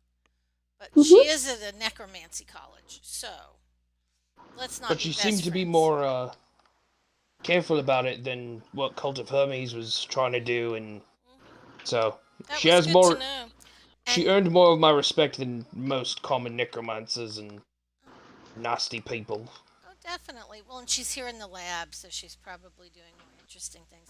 But the Captos the Black may be a lead we could run down. Do we want to go check in on that girl? She's the last one of her family. What? Wait, what? What? Sessions ago, someone had all their family missing, like within a few years. So in the sort of like the North Wark side of town where the beer hall is, there's this one girl who Oh yeah. all of her family except for her has sort of gone missing over time. Oh, I could house her. baby? Yeah. I mean, Okay, well you got time to do this and you're in the right part of town. So all right, you yeah. head back over to the beer hall area. You ask for let's see, where is her name? You ask for Clementine. So Aw. it's like she's oh, Clementine. Yeah, she's out running errands. Can't miss her. She's young, but her hair is like stark, silvery white. Probably due to the horrible things that's happened to her family. Poor thing. So you see her carrying like milk and packages between individuals. She works for the greengrocer at the edge of the street over there. If you hang around the greengrocer, you'll see her eventually. That or she'll be out on the main strip here like in a few minutes, if anything. So Thank you. okay, so you eventually spot Clementine. Maybe about 5 minutes later, she's hurrying to and fro, basically with packages and bottles of milk and sometimes the occasional bottle of spirits and vegetables and baskets from house to running them from the greengrocer to the house, various houses around here. You catch her when she's taking a break, as she's breathing heavily. She's leaning over a building. It's like, give me a moment to catch my breath. What can I help you with?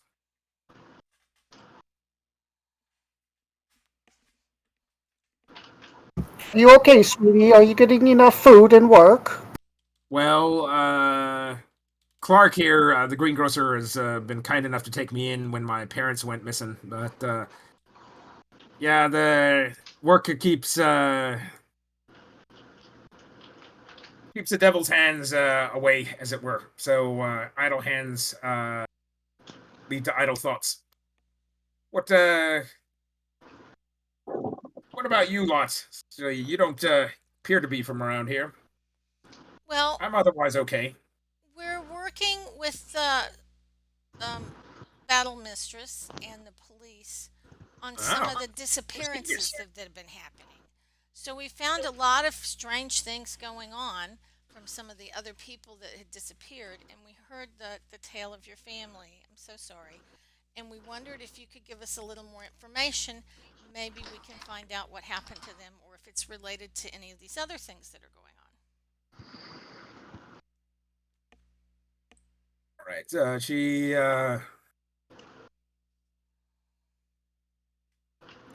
she gets a sort of far away look in her eyes as soon as you ask these things, and then her eyes her bluish gray eyes sort of roll into her head until you can only see the white parts. But she begins to float off the ground as various people on the street are going, "Oh!" start looking and like covering their mouths. And it's like, Well then. as a voice that is like 3 octaves lower than hers comes out her like emotes like echoes from her deep innards as she goes, "You have trespassed on knowledge you should not. You have interfered in business you should not. Your time of reckoning is soon. Your time of reckoning is at hand. Do not proceed further lest you die." And then she collapses to the ground unconscious. Can I catch her just so she doesn't hit her head on the ground? Sure. Yay. Well, that's something you don't see every day. Yeah, you could have just dispel her or protection against evil her. All right, you cast protection from you. She sort of wakes up a moment later. It's like, I've been having the vapors lately. It's like something fierce. It's like, don't know what it is. Maybe I've been working too hard. I think that is very fair. You notice across the back of her neck is a tattoo of the mouth of Azathoth, essentially. So like the multi-fanged maw has been basically tattooed across the back of her neck. Did you? Oh, good. Good. Did you always have that, man? And like gently points to it, just. It's like, oh, is there something back there? Yeah, you got a mouth tattoo, bud. Oh, I never knew that. Like, you got a mirror or something? I could take a look. We all have mirrors, remember? Because we're vampire hunters. Yeah, so like I was just like quickly angling it to help her see what's going on as best she can. Maybe enlist someone else to like also do a mirror angle so it's easier. Right, so she's sort of like peering at it. It's like she's sort of poking at it.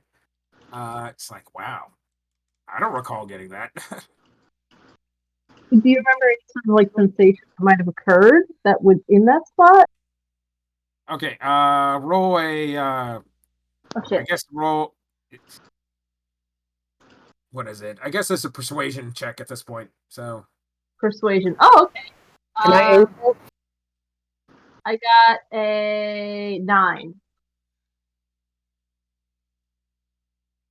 she sort of talks in like she talks about in like a very circular fashion. It's like, and eventually you come back to the sort of beginning of the conversation. It's like, what were we talking about again? I think maybe she needs to go to maybe the Church of the One True God would help us with this. Possibly. Hey. Yeah. She may have been like when that elder god escaped and things were going on. She may have been caught up in something, especially if her family disappeared. So let's see if we can. I think there's the Battle Mistress and the Church of the One True God. What do you guys think? What's the best plan? I trust the Battle Mistress personally, but also we'd be seeing her initiating the thing we were going to see her for after we were done with it. It's true. Maybe she wants to investigate it before we heal her. So yeah, I think maybe we need to tell this young woman that we think she may have been caught up with something, that this mark is really unusual, and we'd like to take her to the paladins so they can make sure that she's okay. 'Cause she probably trusts paladins, right? Well, I've got plenty of work to do. Essentially, could you come after I finish my work at 6? Mm, Can I ask you something, Nefertiti? Well, it's her name is Clementine. So Clementine. Can one of us do the work for Clementine? I mean, I didn't Or I was thinking maybe we could go talk to her boss and give him some money to have somebody else run the errands while we take her to see the battle mistress. I'm not thinking it would be wise to do all of this stuff after dark. yeah. Yeah. She may be like a ghoul magnet or something at that point. Especially after that 3 octaves down. Well, and her whole family disappeared.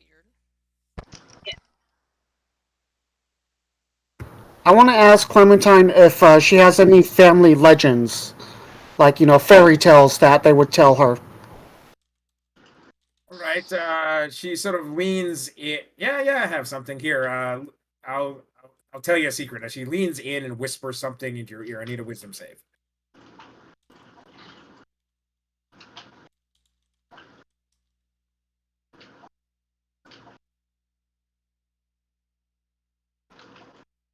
Nice. Nice. That's 19. All right.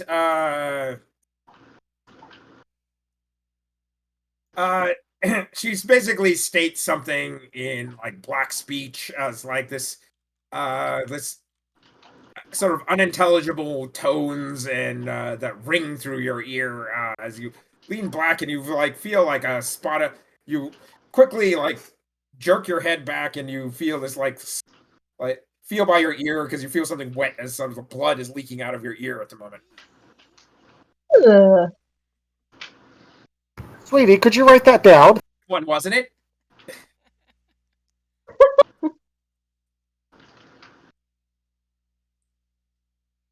I didn't quite understand that. If you wrote it down, can you write it down? Sure. Give me a pencil and some paper here.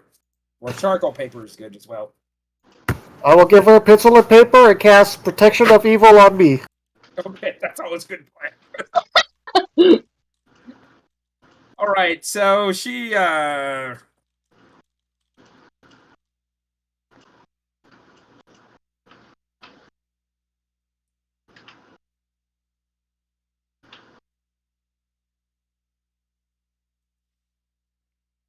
to go quickly pull this up. 1 second.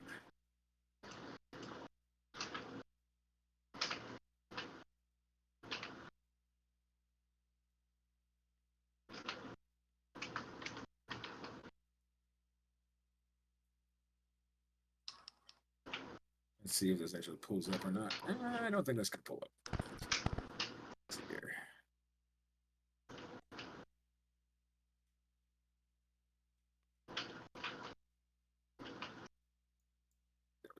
All right.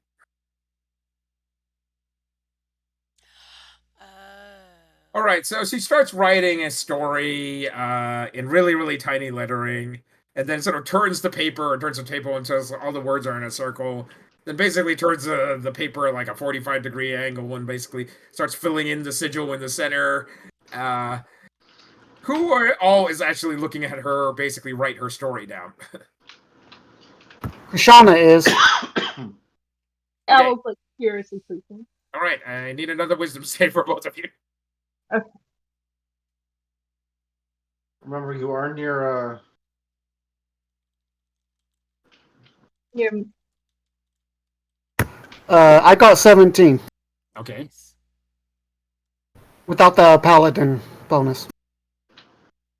that's the wrong thing. Sorry. Wisdom. Okay, I'm gonna roll wisdom. 7. 7. And does she get a paladin bump on that? Yes, she does, but that's not enough to make it. So, Okay. all right. So the owl's pupils blow out until they're just sort of like inky blackness where our irises should be. It's like you think you can see stars in there. Ugh. Okay, so both of you basically stare into this sigil that's written on this yellowish piece of paper until your whole surroundings you seem to fall endlessly into this sort of yellow field of yellow until you're standing in this yellowish blue sky and a yellow desert in a desolate landscape of like sulfur sands and whipping winds. Off in the distance, you can see an robed individual, wreathed from head to toe in yellow silks, walking towards you, and then They get closer and closer in like giant leaps as they seem to teleport.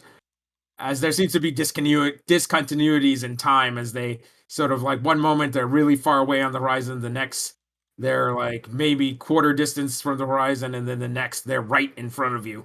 About that time, the man in yellow basically raises one hand to place a hand over your face, and what appears to be a hand, like a black hand wreathed in gloves, essentially immediately transforms into writhing black tentacles that drive into your nose and every orifice in your head, and then you basically startle back. Krishana seems to be a lot better at, as you only take 10 psychic damage. Owl takes 2 wisdom damage and 10 psychic damage. Haster was here. Oh wait, so that's 12? So you take 10 hit point psychic damage, and then 2, your wisdom is lowered by 2 until that is fixed. Okay. As your brains are leaking out of your ears at this moment. Great. Well, Guys, this doesn't look so good. I think we need to take them all to see the true God. I'm gonna ask the guy why he likes this child's family. Okay. here, what the fuck? Ah. So the I was disposed basically that that you need to protect this child at this point. And that you should take them with you everywhere. Krishana is the exact opposite. We should be rid of this child immediately. In fact, perhaps we should kill her right now.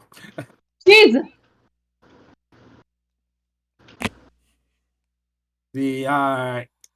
As you're asking the figure this before you scream awake, it's like this child is my chosen. She is my spawn. As you get shoved back into reality. God.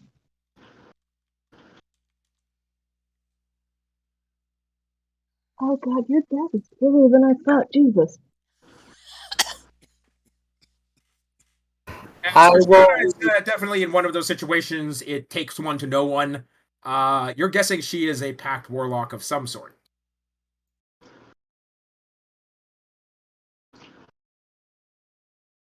Huh? I will whisper that to the rest of the party. What? Okay, so maybe it's She's not. indebted. Her soul is indebted to an otherworldly being. No, I got Okay. that. Yeah. So Dirk's gonna do telepathy and say, "Okay, guys, she looks like she's been hanging out here. I think if we leave, she's probably gonna be easy to find. It seems like she's running all these errands. Let's go and get Krishana and Al checked out, and then let's bring some paladins or wizards to her. What do you think?" Alice just like slowly nods and just like wiping her ears. Guys, I'm hungry. I smell something good over this way. Come on. It's basically like crying blood tears, like blood is like running down one nostril and her left ear. She doesn't seem to notice these things, however. It's like she seems to be a lovely child. We should take her with us. No, we'll come back, but we need to get you some help first, and then we'll bring somebody to help her then. Owl, come on. You look hungry. And I'll just take Owl by the hand and start leading her towards what I assume is away from here. Well, there's plenty of places to eat up and down the street, so yes, you sort of lead her over to a food stall, and she's like, "Sausage roll, sausage roll." Anywhere that's not here. The girl sort of plops herself down on a barrel at this point, and it's like she seems to be proud of her drawing at this point. She sort of licks the back of it and sticks it to a wall. Oh, like that. I'm gonna take the drawing with me. Oh, but that was a good one. It was, sweetie. You did such a nice job. I'm gonna keep it. Okay. Show it to lots of people. I'm sure they'll enjoy it. I bet they will. Not Clementine. Goddamn. Okay. So I think this is probably a good time to break as any. So what are your next move for next week? I'm still intent on hunting down the twins. Because Okay, I so they're want. probably your best guess at this point is they're held at the Davenport Mansion in Penrose. That was their best info. I think we need to get to either the Battle Mistress or the One True God and get Al some medical attention and Krishana checked, and to get somebody to take a look at this girl with the king in yellow. Okay. And they can look at the paper that Krishana's taken. All right. And So then we were due. So this is like probably afternoon or something. And then tomorrow morning we're supposed to meet the Battle Mistress at the North Gate. to head to Penrose. Right. Yes. So what else, Okay, guys, do we so- need to do to prep for that? We need to make sure we have mirrors and check gear and stuff. But is there anything else? Mirrors, check. Stakes, Yeah. check. Stake Alright. launcher, check. Holy water, check. Holy What water. am I missing? I think Alright, the only thing we so, found out that was new was that somebody the Black. We had not heard that name before. Do we want to try and find out any information about him and his tower before we go? Keptos the Black, I believe his Yeah. name was. So it's like you ask around the mages college because you're assuming he's a semi-famous mage. It's like, yeah, various people around the college know him. It's like, famous abjurer and conjurer. So he had some, well, at least according to the Church of the One God, some heretical beliefs about joining this plane to the next, and that the two planes might be better for the joining. So a prolific summoner. So Hmm. He may have been Personally, I involved. don't one like that the was sound of that. relatively cautious about guarding his own body, hence his deep experimentation into abjuration. Mhm. Do they know where the tower is? Is it anywhere Oh close yeah, to it's the Davenports? yeah, it's what is it? It's next to this estate over in Penrose, essentially. Hmm. Okay, that makes sense. Yeah, so eventually you realize that it's literally like right on the Penrose estate. It's like right on the edge of the Penrose estate. So So- we can tell the Battle Hmm. Mistress so she can gear Okay. up for anything that she wants to do. The battle mistress takes your sheet of paper and rips it up, unless you actually try to preserve it, Krishana. I am gonna preserve it. Yeah. You show it to her quickly and then like fold it up and put it back in its scroll tube. It's like destroy that as soon as possible. Essentially, such symbols tend to draw the attention of like unwanted nether creatures from the beyond. Should I destroy this? I'll just Yes. rip I it up think and throw it so. away. But it's just like the longer you keep that sign, the sign of the Yellow King around, the more you are likely you are to summon him to where you are. I think It's it was essentially a beacon. it was So a- where exactly did you get? Who drew this? Because it's like only the criminally insane or those who actually follow the Yellow King tend to be able to draw his sigil. So we'll tell her about the girl whose family disappeared and she has the tattoo on the back of her neck and she's done something weird to Owl. I am of the opinion, essentially, this girl is heretical and probably possessed by evil, so she either needs to be in prison or destroyed.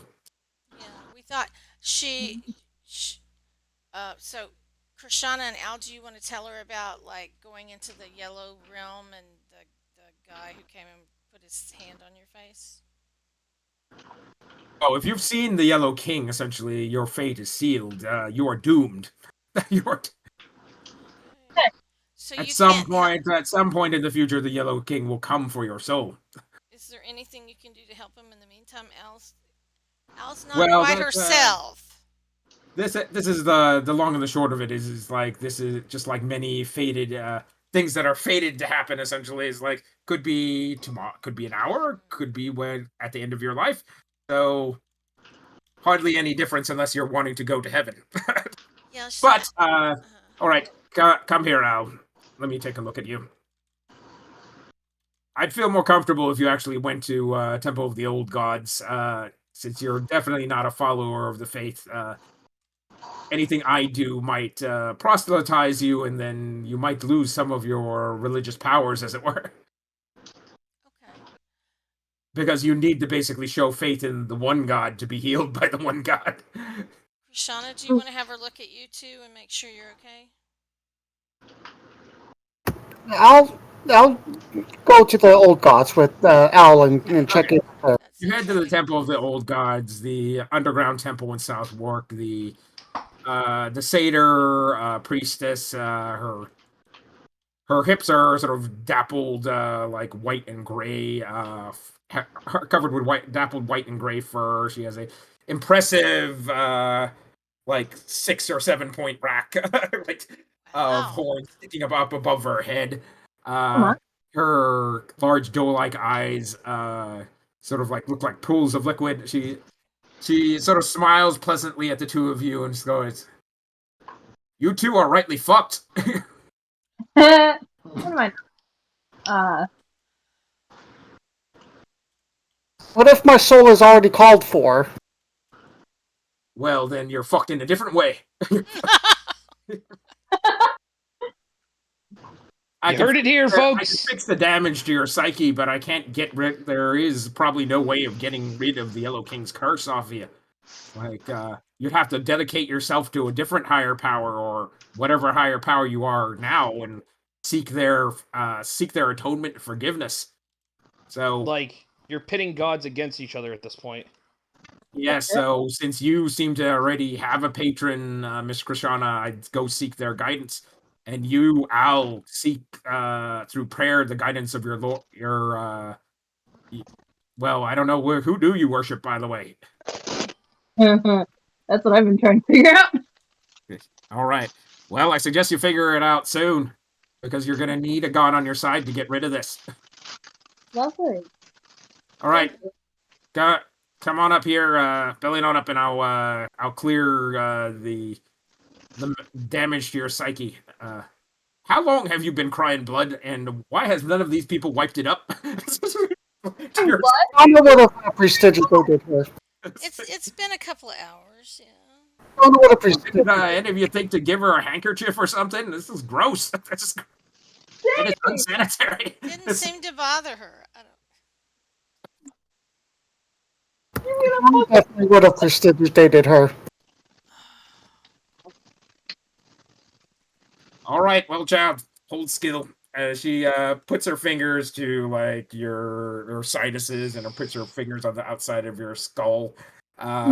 It cants a quick prayer to the Earth Goddess, and green glowing energy suffuses you. You feel like you're one with the universe, and that everything's gonna be all right, and like a warm hug from your mother, and then you return to where you are in a cold, damp temple. That was. Oh, Okay, your wisdom damage is restored. Well, Yay. seek I'd say seek the guidance of the Earth Mother, but you'd really have to believe in her for it to work out for you. So, I'd get religion soon. am I finally being told to find Jesus? What the fuck? Yes, you are being told to find Jesus. Whichever one it is, yeah.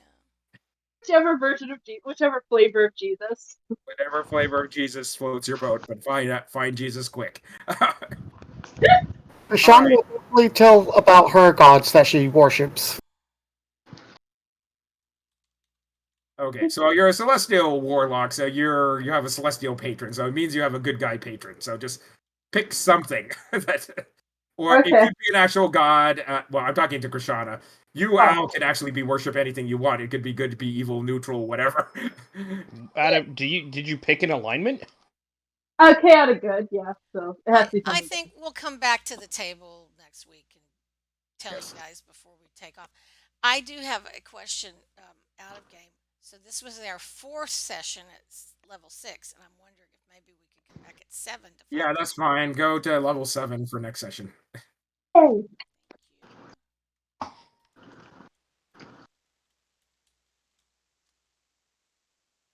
Anything else you guys need to do before we take off on the North Gate? I want to get a pretty mirror, like 10 gold, gold and silver mirror. Okay, so you get a nice mirror. So you get a high quality mirror, like actually made of glass and like silver. Well, I want it to be specifically silver. That way vampires can't, and gold. That way, Oh. No, that's fine. I'm just saying you get an actual high quality mirror with a good reflective surface as opposed to a shiny bit of steel or anything along those lines. You get an actual mirror. I get Aura of Warding now. Okay, very good. Hey, I think we could use that. I just jumped up 17 hit points. Nice. That's good. I am made of rage. That was a great session, guys. I wasn't feeling particularly wonderful, but I forgot about that because we were having so much fun. Thank you. Mm-hmm. You know, I was trying not to get caught up in evil gods with this character. It always comes, yeah. What do you expect? I said like It is true. We keep touching things and looking at things. It's not been good to us in the past. we're a tactile group, aren't we? This is exactly why I got Mage Hand, because I saw it coming.